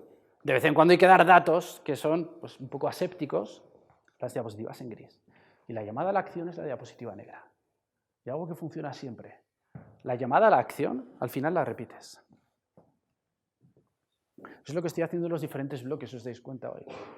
Cada vez que termino un bloque, al final os repito la frase fundamental. A la gente hay que decirle lo que le vas a contar, contárselo, y luego decirle lo que le has contado. Hombre, pero estarán atentos. Sí, pero les da igual. Encima después de comer. Ni os digo, ni os digo después de comer. ¿Se puede hacer más breve? ¿Podemos hacer liposucción? Ya que te veo con el... A veces tendréis la oportunidad de contarle a una supereminencia o a una superpresidenta, como fue en mi caso, pues oye, se la podéis contar en un minuto, porque luego vamos a la línea a verlo. Si os dan esa oportunidad, abrazadla. 6 meses de trabajo en 5 minutos ya era un ejercicio de concisión, ¿no? Vamos a contarlo en 30 segundos. Además, hay gente que dice que se nota que soy aragonés porque se nota la influencia de Goya en las pinturas oscuras. Bueno, yo digo comparar mis diapositivas con los grabados de Goya es un poco exagerado, ¿no? Pero bueno, para que veáis que no siempre se puede hacer con diapositivas oscuras. Hay veces por los colores corporativos que se pueden utilizar diapositivas blancas. Y en concreto este hombre, Takahashi, Masayoshi Takahashi, en japonés eso es Juan Sánchez. O sea, Takahashi junto con Yamamoto es el apellido más común que hay, o sea, no os impresionéis. Este es un programador y es una persona que se dedicaba a hacer las presentaciones con cada diapositiva un símbolo. Es un discurso hacer presentaciones. Una diapositiva, un número, o un símbolo, o una palabra. ¿Vale? Entonces, claro, en español a veces eso es más complicado, porque ahí puede poner qué bonita la clerecía de la Pontificia Salamanca cuando se pone el sol. Y te lo pone ahí, mientras que en alemán para decir cenicero pues puedes necesitar esto, ¿no? Entonces en español ni para ti ni para mí. Entonces, la que hemos hecho hace un momento. La cuento. Trabajamos 29 céntimos de euro por cada lote más caro que la competencia, que está en situación de mercado. Y la causa raíz es que no ha habido un solo mes que toquemos la eficiencia. Estamos constantemente un 4,3% por debajo. Así que hemos hablado con la gente de la línea, con todos, el 100%. Todos nos han dado ideas. De hecho, en 3 meses, de 90 ideas que nos habían dado, 30 ya están puestas en marcha. Esto es como el WhatsApp. Al WhatsApp le falta una tercera marca, que es, además de haberte leído, te he hecho caso. Entonces, no solamente les hemos hecho caso, es que además ha dado resultado. Por primera vez en un año estamos en verde, 2,7% por encima. Que nos ha flor de un día. Se ha funcionado una línea, pongámosla en marcha en las otras 4. Y luego vas y le enseñas la línea de fabricación a la persona. ¿Has contado todo? Pues imagínate. A ver, si te dicen, ¿la puedes contar en 10 segundos? Pues le mandas a la porra al tío. Yo de repente no. Pero por lo general, cuando os den 1 hora para hablar, 50 minutos. ¿Os dan 50? 30. ¿Os dan 1 minuto? Cuéntalo en medio minuto. A mí en todos estos años que me dedico a esto, no ha habido una sola vez, pero ni una. A veces me dice, Marqueta, la presentación ha estado bien.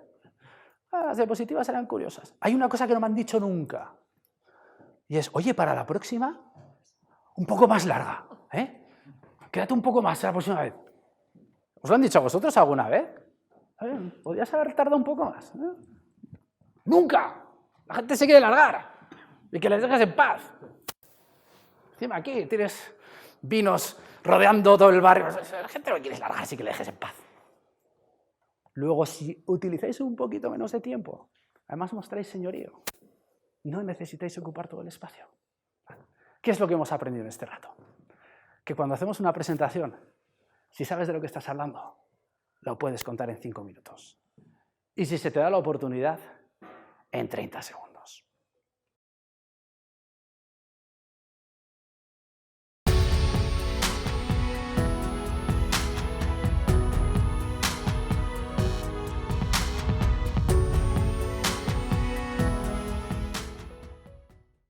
Ya os he dicho que el pescado está vendido. Vamos a acabar ya.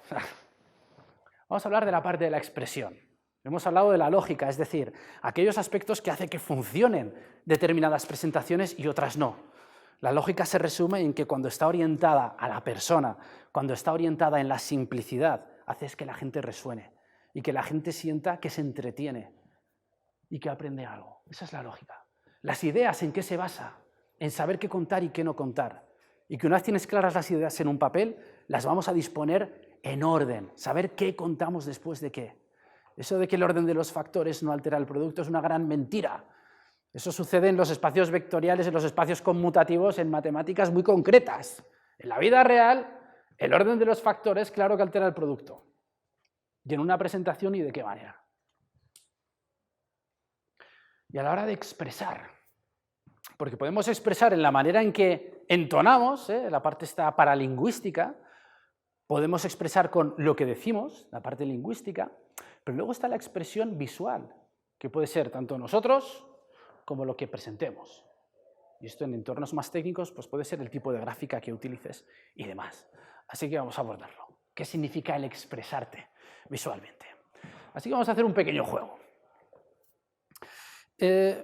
Las personas, en general, tenemos dentro como un ecualizador. ¿Os acordáis de las radios? El ecualizador de graves, el ecualizador de medios, el ecualizador de agudos. Tenemos un ecualizador que es para la parte de pues, rugosidad, los materiales, las sensaciones. Hay otro ecualizador, esto es lo que en la programación neurolingüística llaman el visual, auditivo y kinestésico, ¿vale? Entonces, la kinestesia es eso que tiene que ver con las sensaciones de los materiales. Luego está la parte auditiva, es decir, lo que escuchas. Y luego está la parte visual. Por lo general, ¿cómo decimos? Que una imagen vale más que 1000 palabras. Joder, menos mal que hemos venido a la universidad. Porque... Es decir, que la imagen te va a poder ayudar, si la gestionas bien, si es simple, si está bien elegida, te va a ayudar a llegar rápidamente donde tú con palabras no puedas. Porque nosotros, si manejamos bien las imágenes, si trabajamos bien con el contexto, si trabajamos de una manera basada en la simplicidad, vamos a lograr que el mensaje todavía resuene más. Vamos a hacer un pequeño juego. Hay una serie de mecanismos, sobre todo los neurotransmisores, que en concreto son la serotonina, la dopamina. Adrenalina no la quieres generar durante una presentación, pero el generar dopamina, es decir, una cierta alegría, el generar ácido GABA, que es positivismo, el ver que esa presentación te va a llevar a algún lado, y además la oxitocina, que generas cuando algo lo entiendes, que te produce por una parte gustirrinín y a la vez te relaja. Los que sean ganaderos lo saben muy bien. Si tú quieres... Si tú quieres que la vaca, ¿cómo se dice?, que aposente, ¿no? Que empiece a soltar leche, hay que masajearle y que genere oxitocina, ¿no? Y es entonces cuando va a empezar a soltar leche. Te he dicho que está todo inventado.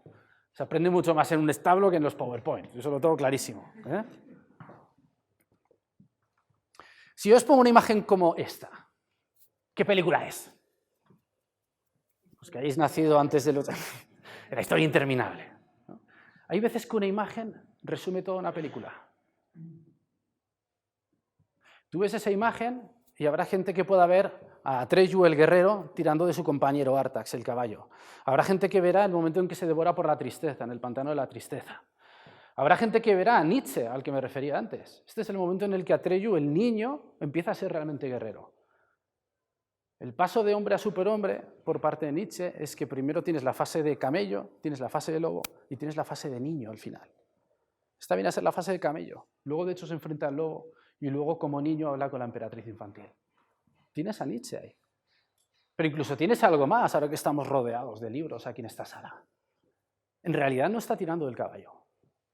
Si habéis leído la novela o habéis visto la película, en realidad está tirando de Bastian para que siga leyendo. Salvar el reino de fantasía depende de que Bastian no cierre el libro, que siga leyendo. Luego, en ese momento no es Artax el caballo, es Bastian, que es no te hundas, no te rindas, sigue leyendo. Todo eso en una imagen.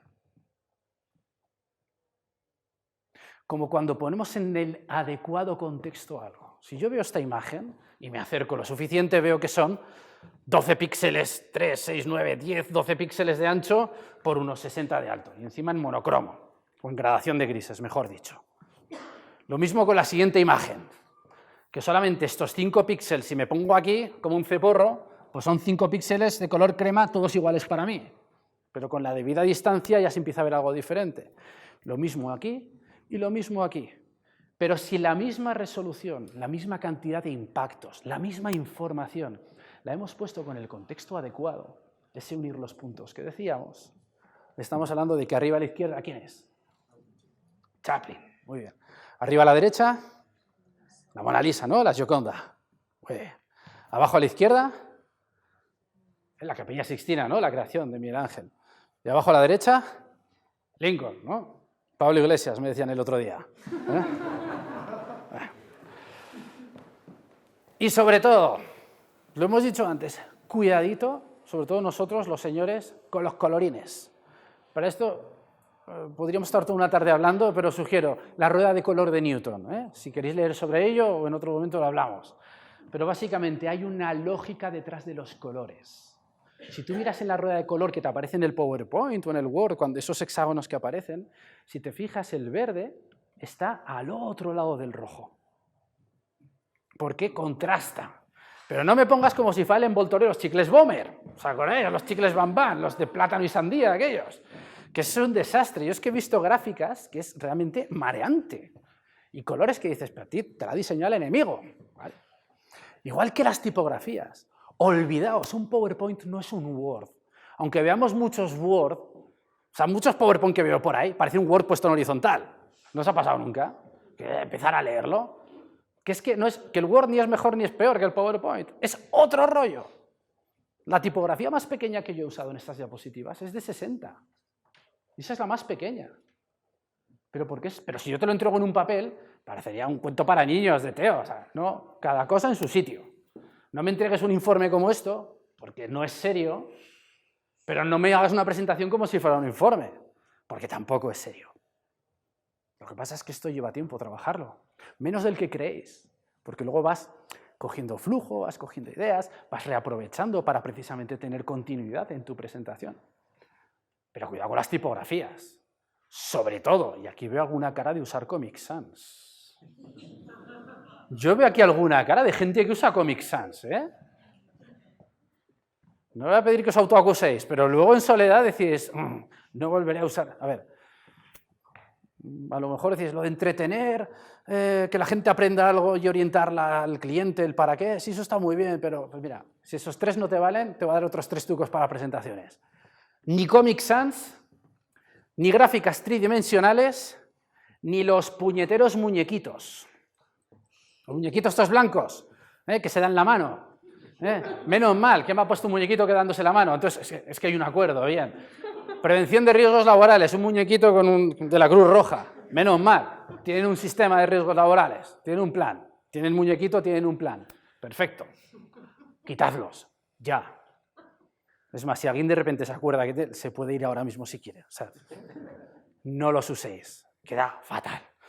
Lo mismo, a ver, meter una falta de ortografía en una diapositiva es como el mal aliento hablando con alguien. ¿Vale? Es que ya da igual lo que te esté contando. Directamente pones un filtro. Y luego hay aspectos que no hace falta ni que los cuente.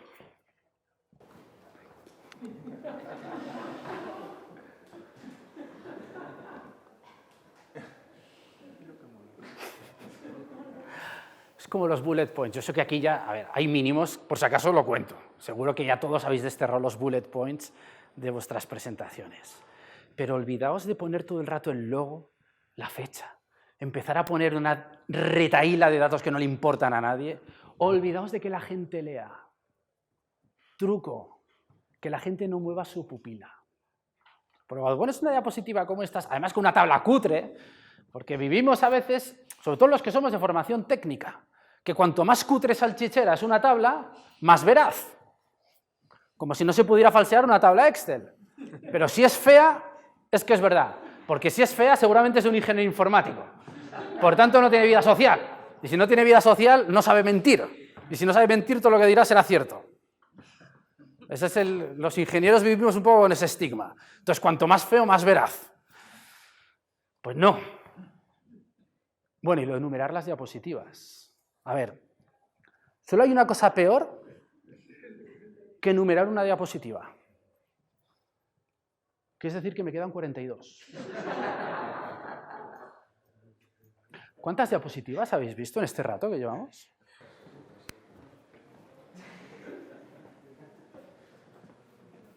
Lo que digo es auditable, podéis pasar y verlo. ¿Cuántas diapositivas? Pista, es un número redondo. 50. ¿Quién ha dicho 100? Bueno, 50 más 100. Lleváis 150 diapositivas. Hay maneras de componer diapositivas y que la gente, al cabo de hora y media, haya visto 150, pero no voy a ponerlo ahí. No voy a poner 2 de 150. Además son 400, o sea que no, es normal. Porque dices, hasta ahora vamos bien. Pero ¿y si se vuelve loco? Me quedan 148. ¿Qué hago? Encima, como hay focos, si me levanto hace sombra, ahí se va a notar que me voy. No las numeréis. Es como contar por fotogramas una película. ¿Qué te pareció la película del otro día? Un coñazo, 43.000 fotogramas, uno detrás del otro. La gente no lo cuenta. ¿Me ha emocionado o no me ha emocionado? Cuando vuestro jefe os diga, me haces una presentación, pero máximo 7 slides. ¿Qué es eso? Tú dime cuántos minutos tengo para hablar. A lo mejor solo uso una, o ninguna, o a lo mejor uso 20. La idea es que las diapositivas vayan a tu servicio, que fluyan naturalmente, que ayuden a algo. Las partes más importantes de lo que os he contado hoy tenían una diapositiva en negro. Precisamente porque es importante lo que tengo que contar, paso a negro y se crea ese balance, se crea ese contraste. Pero no me las numeréis, por favor. Vale. ¿A quién le gusta de aquí la fotografía? A nadie. Vale. Solo en el año 2018 se han hecho el 80% de las fotos de toda la historia se han hecho en el año 2018. Selfies, llamando foto a según qué cosas que se ven en Instagram, ¿no? Bueno, voy a partir de la base que sí que a algunos gusta la fotografía. Vamos a pensar como fotógrafos a la hora de hacer diapositivas. A la hora de expresarnos visualmente, hay elementos que hacen que la gente resuene. Y esto lo vais a ver en cualquier maquetación, en cualquier anuncio que veáis en revistas, incluso en las películas, lo que se llaman los ejes de la foto. Cuando utilicéis el PowerPoint, o incluso si la dibujáis en un pliego de papel, pensad en los ejes de la foto. Me refiero a ello como una foto, como un cartel. En concreto hay una regla que siempre funciona, que es la regla de los tercios. Es decir, ¿os acordáis cuando tenemos el visor de una cámara de fotos? ¿Para qué sirve esos ejes? Para encuadrar. ¿Qué significa encuadrar? Para poner al objeto que quieres enfocar, ¿dónde? La gente dice, en el medio. No, la gente se piensa que es la mirilla de un francotirador, que es como no te escapas. Al revés, es para descentrar. Esto Leonardo lo tenía muy claro y en general en el Renacimiento lo aplicaban un montón. Y es descentrar. Luego está la regla de Fibonacci y demás, ¿no? Dalí decía a sus alumnos y a sus colegas del movimiento surrealista que no podía pasar ni un día más sin que se leyeran las reglas de Fibonacci. El concepto de la espiral y demás. De hecho, si tenéis curiosidad, luego os enseñaré cómo compongo algunas de las diapositivas. Todas siguen o la regla de los tercios o la regla de Fibonacci, porque es armónico al ojo. No es que la gente diga, buena diapo, sigue la regla de Fibonacci. ¿Qué coño? Esto es como en la música, que la gente puede no haber estudiado música, pero cuando alguien mete la gamba, me ha metido la gamba. Yo no he pasado un minuto en un conservatorio, pero que la has cagado, tío. O sea, pues esto es igual. Seguir reglas fotográficas hace que resulte armónico a la vista. ¿Qué significa usar reglas? Significa que cuando nosotros tenemos la intersección de estos ejes, esos puntos son lo que se llaman los puntos fuertes. Es decir, podemos poner una foto vertical, que son complicadas de poner, fotos verticales en los PowerPoint, pues las podéis que ocupen 1/3 o 2/3. Lo mismo en horizontal. Cuando vayáis de vacaciones, ahora en verano, si queréis hacer una foto de playa, hay trucos como el horizonte, me lo ponéis en uno de los tercios, no en el centro, en 1/3. La palmerita, en 1/3. ¿Que queréis hacer una foto de la carretera? Haced que empiece en una diagonal, en una esquina, y de repente, donde se deje ver la carretera, que se termine de ver aquí. Luego sed creativos.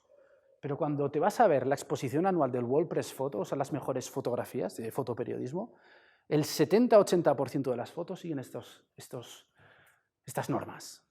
Lo que pasa es que luego lo haces sin pensar, como el meter embrague, meter marcha, soltar embrague y meter acelerador. Lo haces ya sin pensarlo. Pero funciona, sencillamente funciona. Entonces, cuando tenemos estos puntos, estas intersecciones se les llama los puntos fuertes. ¿Y cómo podemos decir en inglés puntos fuertes? O puntos de potencia. PowerPoints. Por eso se llama PowerPoint. PowerPoint es una herramienta que se diseñó para componer, para maquetar textos, maquetar elementos. Lo que pasa es que alguien dijo, oye, si le damos a este botón, pantalla completa. La gente dijo, ostras, adiós al acetato. Yo cuando estudiaba todos los acetatos de los retroproyectores, que se veían los años que tenía una asignatura por la cantidad de ceniza, marcas de ceniza quemada que había antes se fumaban las clases, ¿no? Que tú ahí lo veías antes de los proyectores, pues se veían ahí, o sea, las transparencias, por eso se le llama transparencias, ¿no? Se le sigue llamando. ¿Pero qué pasa con las diapositivas? Pues que son fotos. Y tenéis que pensar como si estuvierais aquí con el carrete. ¿Os acordáis de las diapositivas, las Ektachrome, las Kodachrome? ¿Qué pasa si te quedas mucho rato con la diapositiva puesta? Que se quema. Aquí igual. Si te pegas mucho rato con una diapo, se quema. Y lo que es peor, la gente se quema. Y alguno se vuelve hasta violento. Y te lanzan un teléfono y te lanzan cosas. Pero hay veces que es que te pones de mala leche. Pues ejemplos, ¿no?, de fotos que he utilizado para algún tipo de diapositivas, ¿no? El desplazar los mensajes a los ejes, el utilizar los espacios vacíos, por ejemplo. No hay nada más elegante que un espacio vacío. Es decir, me sobraba espacio, pues en vez de meter cosas, las quito. Pongo el logo, que no pongas el logo. Que ya sé que estoy en la pontificia, que es que no hace falta que me lo recuerdes. Hay empresas que es el logo. Claro. Luego hay veces que hay gente en privado que le tengo que recordar en qué empresas o instituciones he quitado el logo. Entonces entenderás que tu logo me importe un carajo. Porque yo he quitado escudos, y como usted ha dicho mucho, he quitado escudos de presentaciones. ¿Vale? No son necesarios para nada. Igual que cuando proyectas, cuando compones. Incluso, yo tengo un cliente que hace galletas, ¿no? Una marca muy conocida de galletas. Luego me quedé comiendo con ellos y me dijeron, les pregunté, de las diapos que hemos hecho, ¿cuál es la que más gustó? Y me dijeron la de la galleta. Dije, no, pues ¿qué era nuestra galleta? No te la has bajado de internet. Era nuestra galleta. Y eso a la gente le gusta. No hace falta que hagas una foto de gran premio. Haz una foto con tu móvil, que es que además luego con el PowerPoint tocas contraste, tocas brillo. Y aparte, en cualquier curso de 6 horitas de fotografía te ayudan mogollón. Pero el que la gente vea que es una foto hecha para ese momento, eso vale, bueno, eso es oro molido. Porque la gente ve que algo le importas. ¿O creéis que en todas las charlas que doy pongo una foto de la pontificia? ¿Creéis que la pongo siempre o es porque venía hoy aquí? ¿Qué? Ah, vale. Es que sois muy reflexivos y os gusta pensar la respuesta. Duros, ¿eh? Bueno, y las fotos. Si usáis fotos a tamaño completo, eso es una chapuza. Esto puede funcionar. Esto es chapuzi. Esto puede funcionar. Incluso si en vez de una foto usáis un objeto, eso es una chapuza.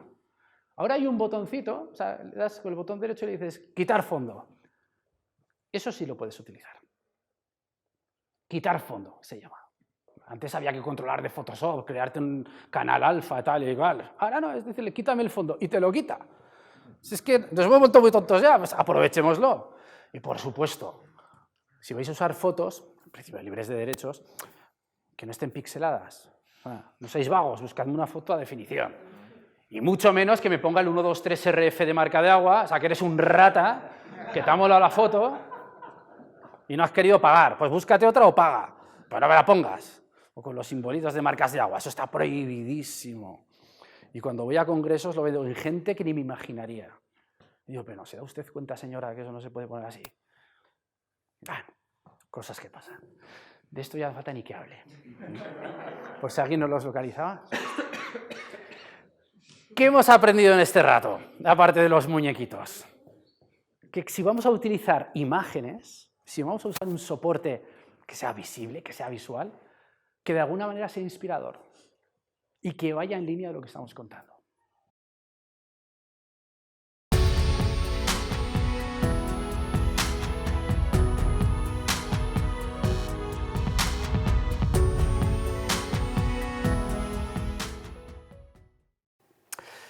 Yo me lo estoy pasando muy bien con vosotros, así que os voy a contar algunas cositas que a los que os gusta el mundo del diseño o os gusta el mundo de los electrodomésticos, que de todo hay, pues igual hasta os hace gracia.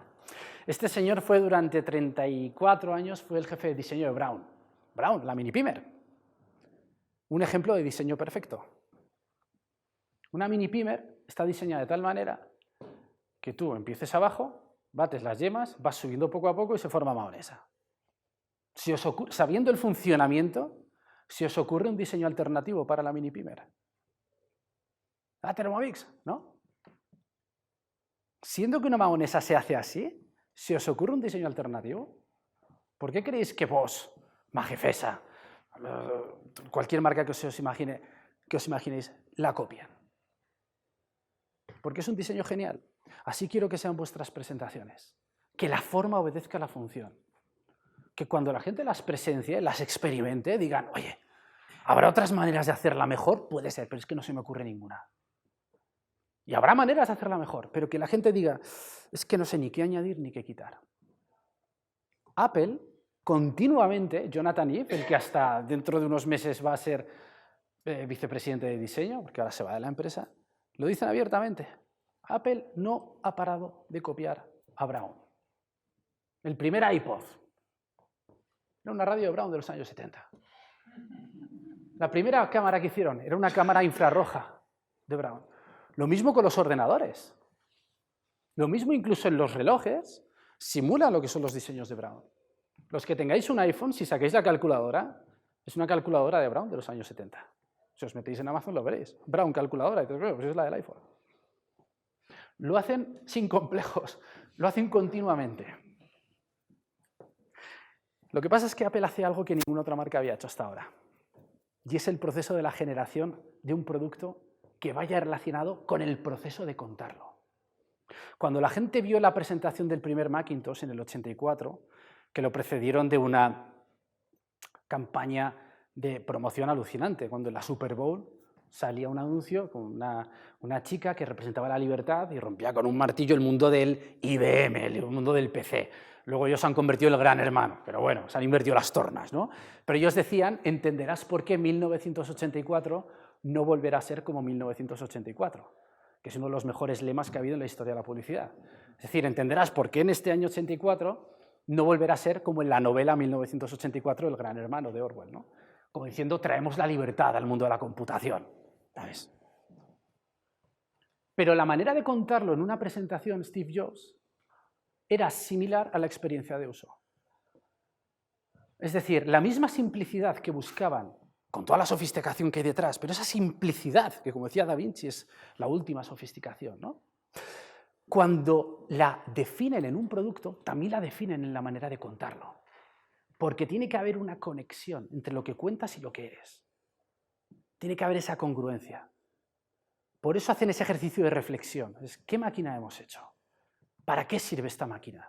Pues ¿para qué tiene que servir el acto de contarlo? Por eso Apple es obsesionada de que la experiencia en sus tiendas sea como la experiencia de tener un aparato. La experiencia de ver una presentación en Cupertino es como el estar utilizando ya una máquina. Es que luego hay mucho fanboy y demás, ¿no? Estas cosas, te empieza a aplaudir como si hubiera salido ahí los de Coldplay, que es un teléfono, chico, que tampoco es... La gente aplaude, están locos, ¿eh? Pero han generado esa expectativa, han generado que la experiencia de la presentación sea como la experiencia de uso. Por eso crean luego esa conexión. Después de esa simplicidad y esa reflexión sobre el producto hay esa conexión. Por eso cuando vuelve Steve Jobs a Apple, su primer producto es un iMac. Al igual que el primer Macintosh, después del Apple I, el Apple II, fue el Macintosh del 84. Por eso cuando le nombran personaje del año en la revista Life a Steve Jobs, su fotógrafo, digamos, de cabecera, Albert Watson, pues le hizo estas fotos. Cámara Hasselblad, no sé si papel argéntico o varitado, no sé. Pero la foto que más conocéis de Steve Jobs en realidad es la misma. Al final de sus días, cuando él ve que su ciclo se ha acabado, la foto, el fotógrafo, la cámara incluso en plena era digital, se hace la misma foto, el mismo gesto, aquello era empezando, aquí era acabando. Hasta esas consecuencias llevó el concepto de conexión, que es la foto que veréis en la famosa biografía de Walter Isaacson. Luego, ¿qué es lo que aprendemos de este ratito? Que la experiencia de una presentación tiene que ir conectada con la experiencia de uso de tu solución o con la experiencia de lo que es tu memoria.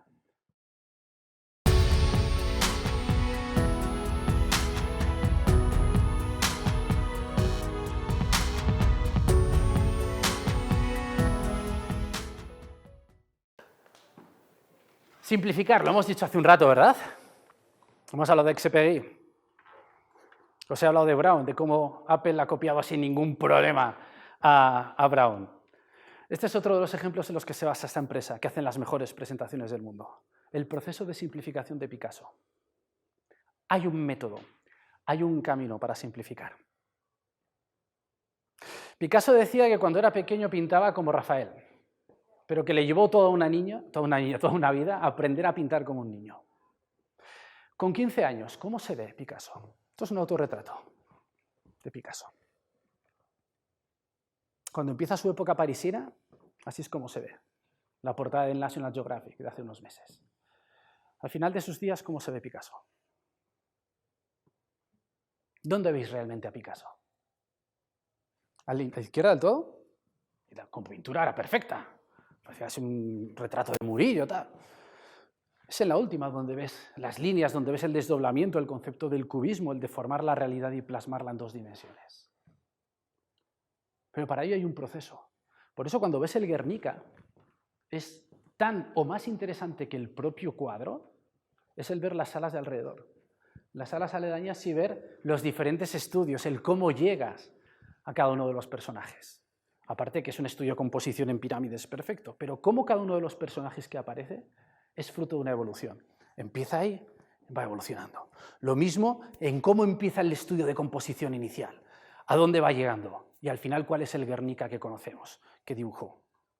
Incluso el 1 de mayo, que es cuando empezó, es una obra que la hizo muy rápido, una de las teorías que hay es que se ha basado directamente en lo que es un sarcófago que hay en el Museo Arqueológico de Tarragona, en la que habla directamente de cómo, en realidad, la composición del Guernica está basada en los clásicos griegos. Es decir, que la simplificación en sí obedece a un proceso. Por eso, años después, dibuja una serie de estados, unas litografías sobre el toro. Nosotros vemos el toro. ¿Cómo dibuja de primeras Picasso un toro? Dibujo, no sé qué tal dibujaréis vosotros, yo soy incapaz en 20 vidas de dibujar eso. Siguiente estado. Siguiente. Y siguiente. Técnicamente, ¿cuál es el que mejor dibujado está de todos? Podríamos decir que arriba a la izquierda. Si hubiera una subasta de cada una de las litografías, ¿cuál se llevaría la pasta gansa? ¿La de arriba o las 4 líneas de abajo? ¿Cuál es el Picasso? La aparente contradicción es que pocos pueden dibujarlo de arriba y aparentemente muchos sabríamos dibujarlo de abajo, hasta que te ponen un papel en blanco. Cuando vas a un museo y dices, eso lo podría haber hecho yo. Ningún problema. Coges un papel, dibuja algo. Lo que sea. Ahí es Picasso, en la última. La simplificación obedece a un proceso. Y eso Apple lo ha tenido clarísimo a lo largo de los años. Que han evolucionado sus máquinas, pero al final es la misma. Tú ves un Macintosh del 84 y es lo mismo que un iMac a día de hoy. Mucho más sofisticado, pero el concepto es el mismo. Y es que todo esté integrado. Que el protagonista sea la pantalla. Luego, ¿qué aprendemos de la gente como Picasso? Que realmente si hay un proceso, es que detrás hay un método. Y como tal se puede aprender. Hacer presentaciones simples, que no simplistas. Es un ejercicio de virtud que se trabaja, pero no es para iluminados. Tiene método, se aprende y además es divertido hacerlo.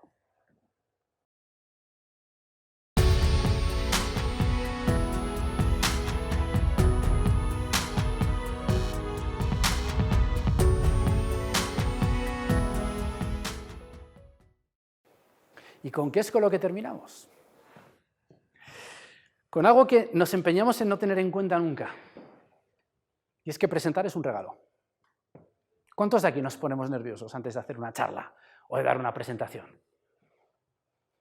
Nos sentimos cuestionados, incluso gente de aquí que tengáis muchas tablas, siempre te sientes evaluado, sientes gustará, no gustará.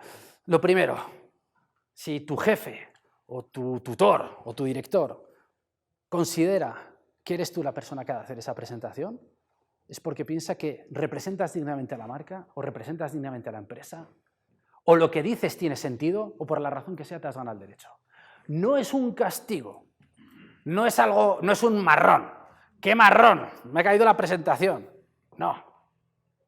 Nadie va a ser tan botarate de poner en una presentación a alguien que dé una mala imagen o que cuente tonterías. Es un regalo.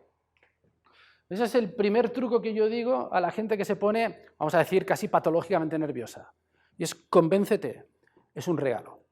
Pero luego hay un segundo truco, cuando nos ponemos nerviosos, y esto tiene que ver ya no con la expresión visual, sino la manera en que nos expresamos oralmente, que es el respirar. Lo que pasa es que nos olvidamos. Tú sueltas a un niño, tú sueltas a un niño en la piscina, un niño recién nacido. Ahora, el disco de Nirvana, coges y lo sueltas. ¿Qué hace un niño cuando le sueltas en una piscina? Mientras se va ahogando poco a poco. ¿Llora o le ves feliz? Está feliz, si lleva 9 meses en líquido amniótico, es su medio.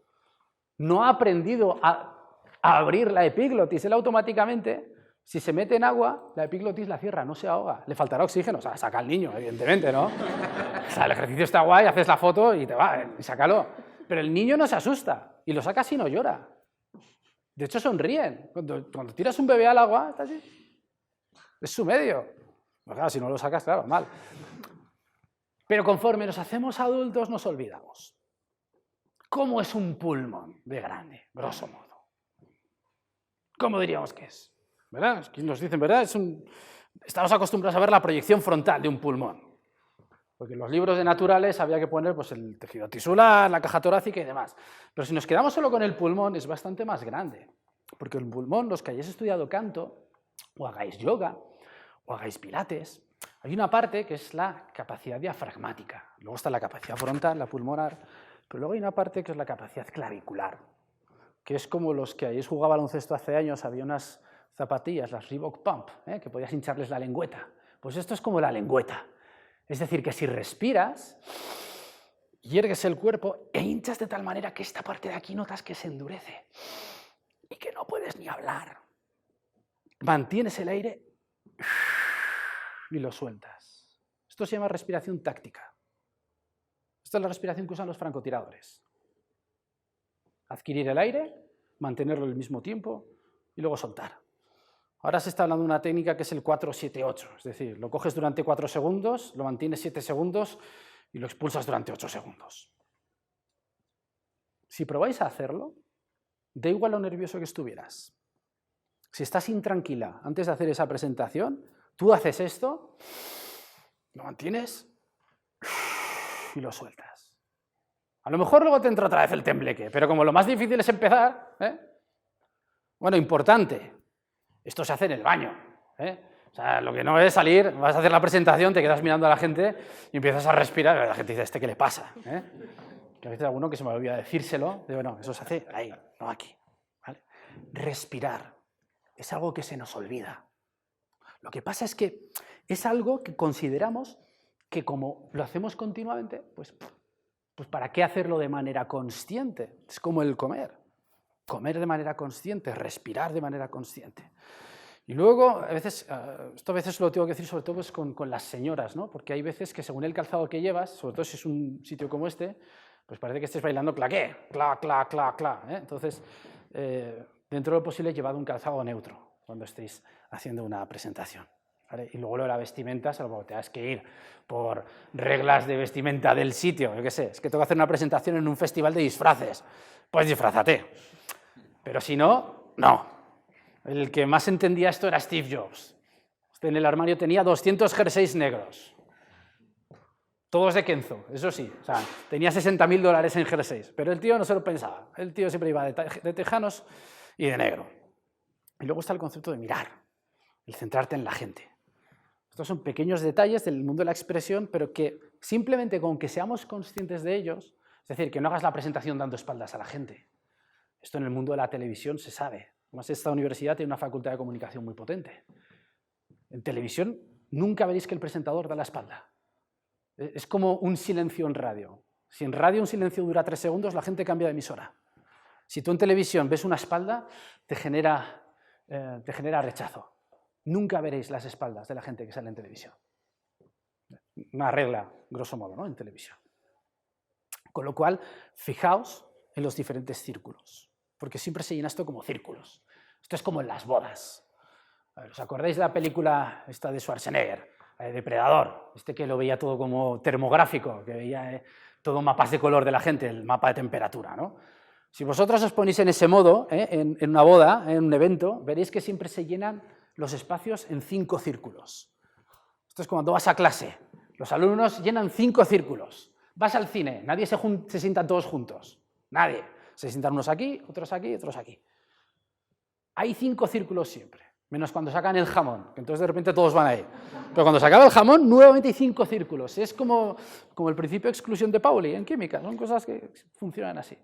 Luego tenéis que identificar cuáles son los círculos. Esto en los bares también funciona, ¿eh? En los bares la gente toma copas en 5 círculos. Llámalo respetar el espacio mutuo, llámalo que se generan microtribus, etc. Identificad cuáles son los círculos en vuestro auditorio. ¿Vale? Y luego, claro, hay que preparárselo.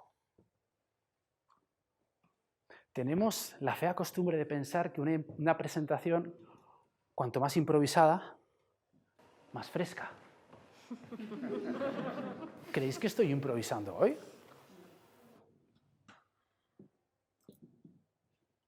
La idea es que parezca casi que te la has improvisado, que es fresco. Precisamente cuando la tienes preparada, no estás pendiente de lo que dices, sino que estás pendiente de ellos. Y cuando no estás pendiente de lo que dices, sino que estás pendiente de cómo ellos reaccionan, es cuando les puedes mirar a la cara, cuando puedes gesticular adecuadamente, cuando puedes sentir de lo que estás hablando. Pero eso hay que ensayarlo. Y los que hayan estudiado algún instrumento musical saben que no se ensaya hasta que salga bien. Se ensaya hasta que no sale mal. Que es muy diferente. Oh, ya me ha salido bien, ya está. No. La siguiente, gamba. Los que hayáis tenido un grupo, lo que sea, se ensaya hasta que no puede salir mal. Lo que pasa es que eso implica a veces grabarse y eso es un rollazo. Porque te grabas y luego hay que verse. Y verse es un pescado enorme. Es muy duro. Dices, ¿pero eso hago yo? Yo opté por cortarme el pelo. Yo antes llevaba media melenita. Dije, pero si estoy todo el rato aquí, que parece que estoy buscando aquí a ver si sale algo. Dije, me lo tuve que cortar. Era un tic. Digo, ¿me quito el tic o me corto el pelo? Y aquí estamos. Luego, ¿qué hemos aprendido en este trozo? Que cuando nosotros nos expresemos, que cuando nosotros hagamos una presentación, que cuando nosotros nos pidan hacerla, que no lo veamos como un marrón, que es un regalo. y que nos acordemos de respirar. Pero esta charla que os he dado, que en realidad no ha sido una charla, en realidad os he dado 10 charlas. ¿Os acordáis de lo de divide y vencerás, que decía Plutarco de César? Que cuando tienes un proyecto muy grande, desmenúzalo. Yo no os he hecho una charla de 100 minutos, os he hecho 10 charlitas, y cada una con su aprendizaje. Y algo que en principio pueda resonar, os pueda ser de interés útil, que lo podáis aplicar en el día a día. Pero eso significa que tienes que llegar a la simplicidad en todo lo que cuentas, lo que nos decía René Lavant, el mago del que os hablé. O aún más, llegar a lo que nos decía Antoine de Saint-Exupéry, la simplicidad. Pero eso lleva tiempo. Creo que fue Mark Twain que decía que si quieres que hable durante 4 horas, puedo empezar ya, pero si quieres que hable 10 minutos, necesito una semana de preparación. Esto lleva tiempo. Es que luego te lo pasas bien preparándolo. Aprendes más de tu proyecto cuando aprendes a hacer la presentación del proyecto. Descubres matices. Descubres no solamente aspectos de tu proyecto, sino que descubres aspectos de tu público. Descubres aspectos de tu consumidor, de tu cliente. Aprendes haciendo la presentación. Pero eso lleva tiempo. Y hay veces que el día a día pues, implica que tenemos que coger un sándwich e irlo preparando mientras estamos con el sándwich, etc. Pues claro, tenemos otras prioridades. ¿Yo por qué me dedico a esto? Pero el resultado al final paga la pena. Porque el ver la gente que se la ha pasado bien, el ver que la gente se ha entretenido, que ha aprendido algo, que sienten que les estaba hablando de ellos, eso al final es una recompensa que no es tangible, pero de alguna manera sientes que todos somos mejores, ¿no? Que es como cuando te lees El Principito. Cuando ves que has aprendido un montón en una lectura aparentemente sencilla, simple, breve. Cuando decía Exupéry, que es cuando no queda nada más por quitar. Pero claro, las cosas de hoy día a veces parecen diferentes, porque nos hemos acostumbrado a que hay una app para todo. Y hay atajos para todo.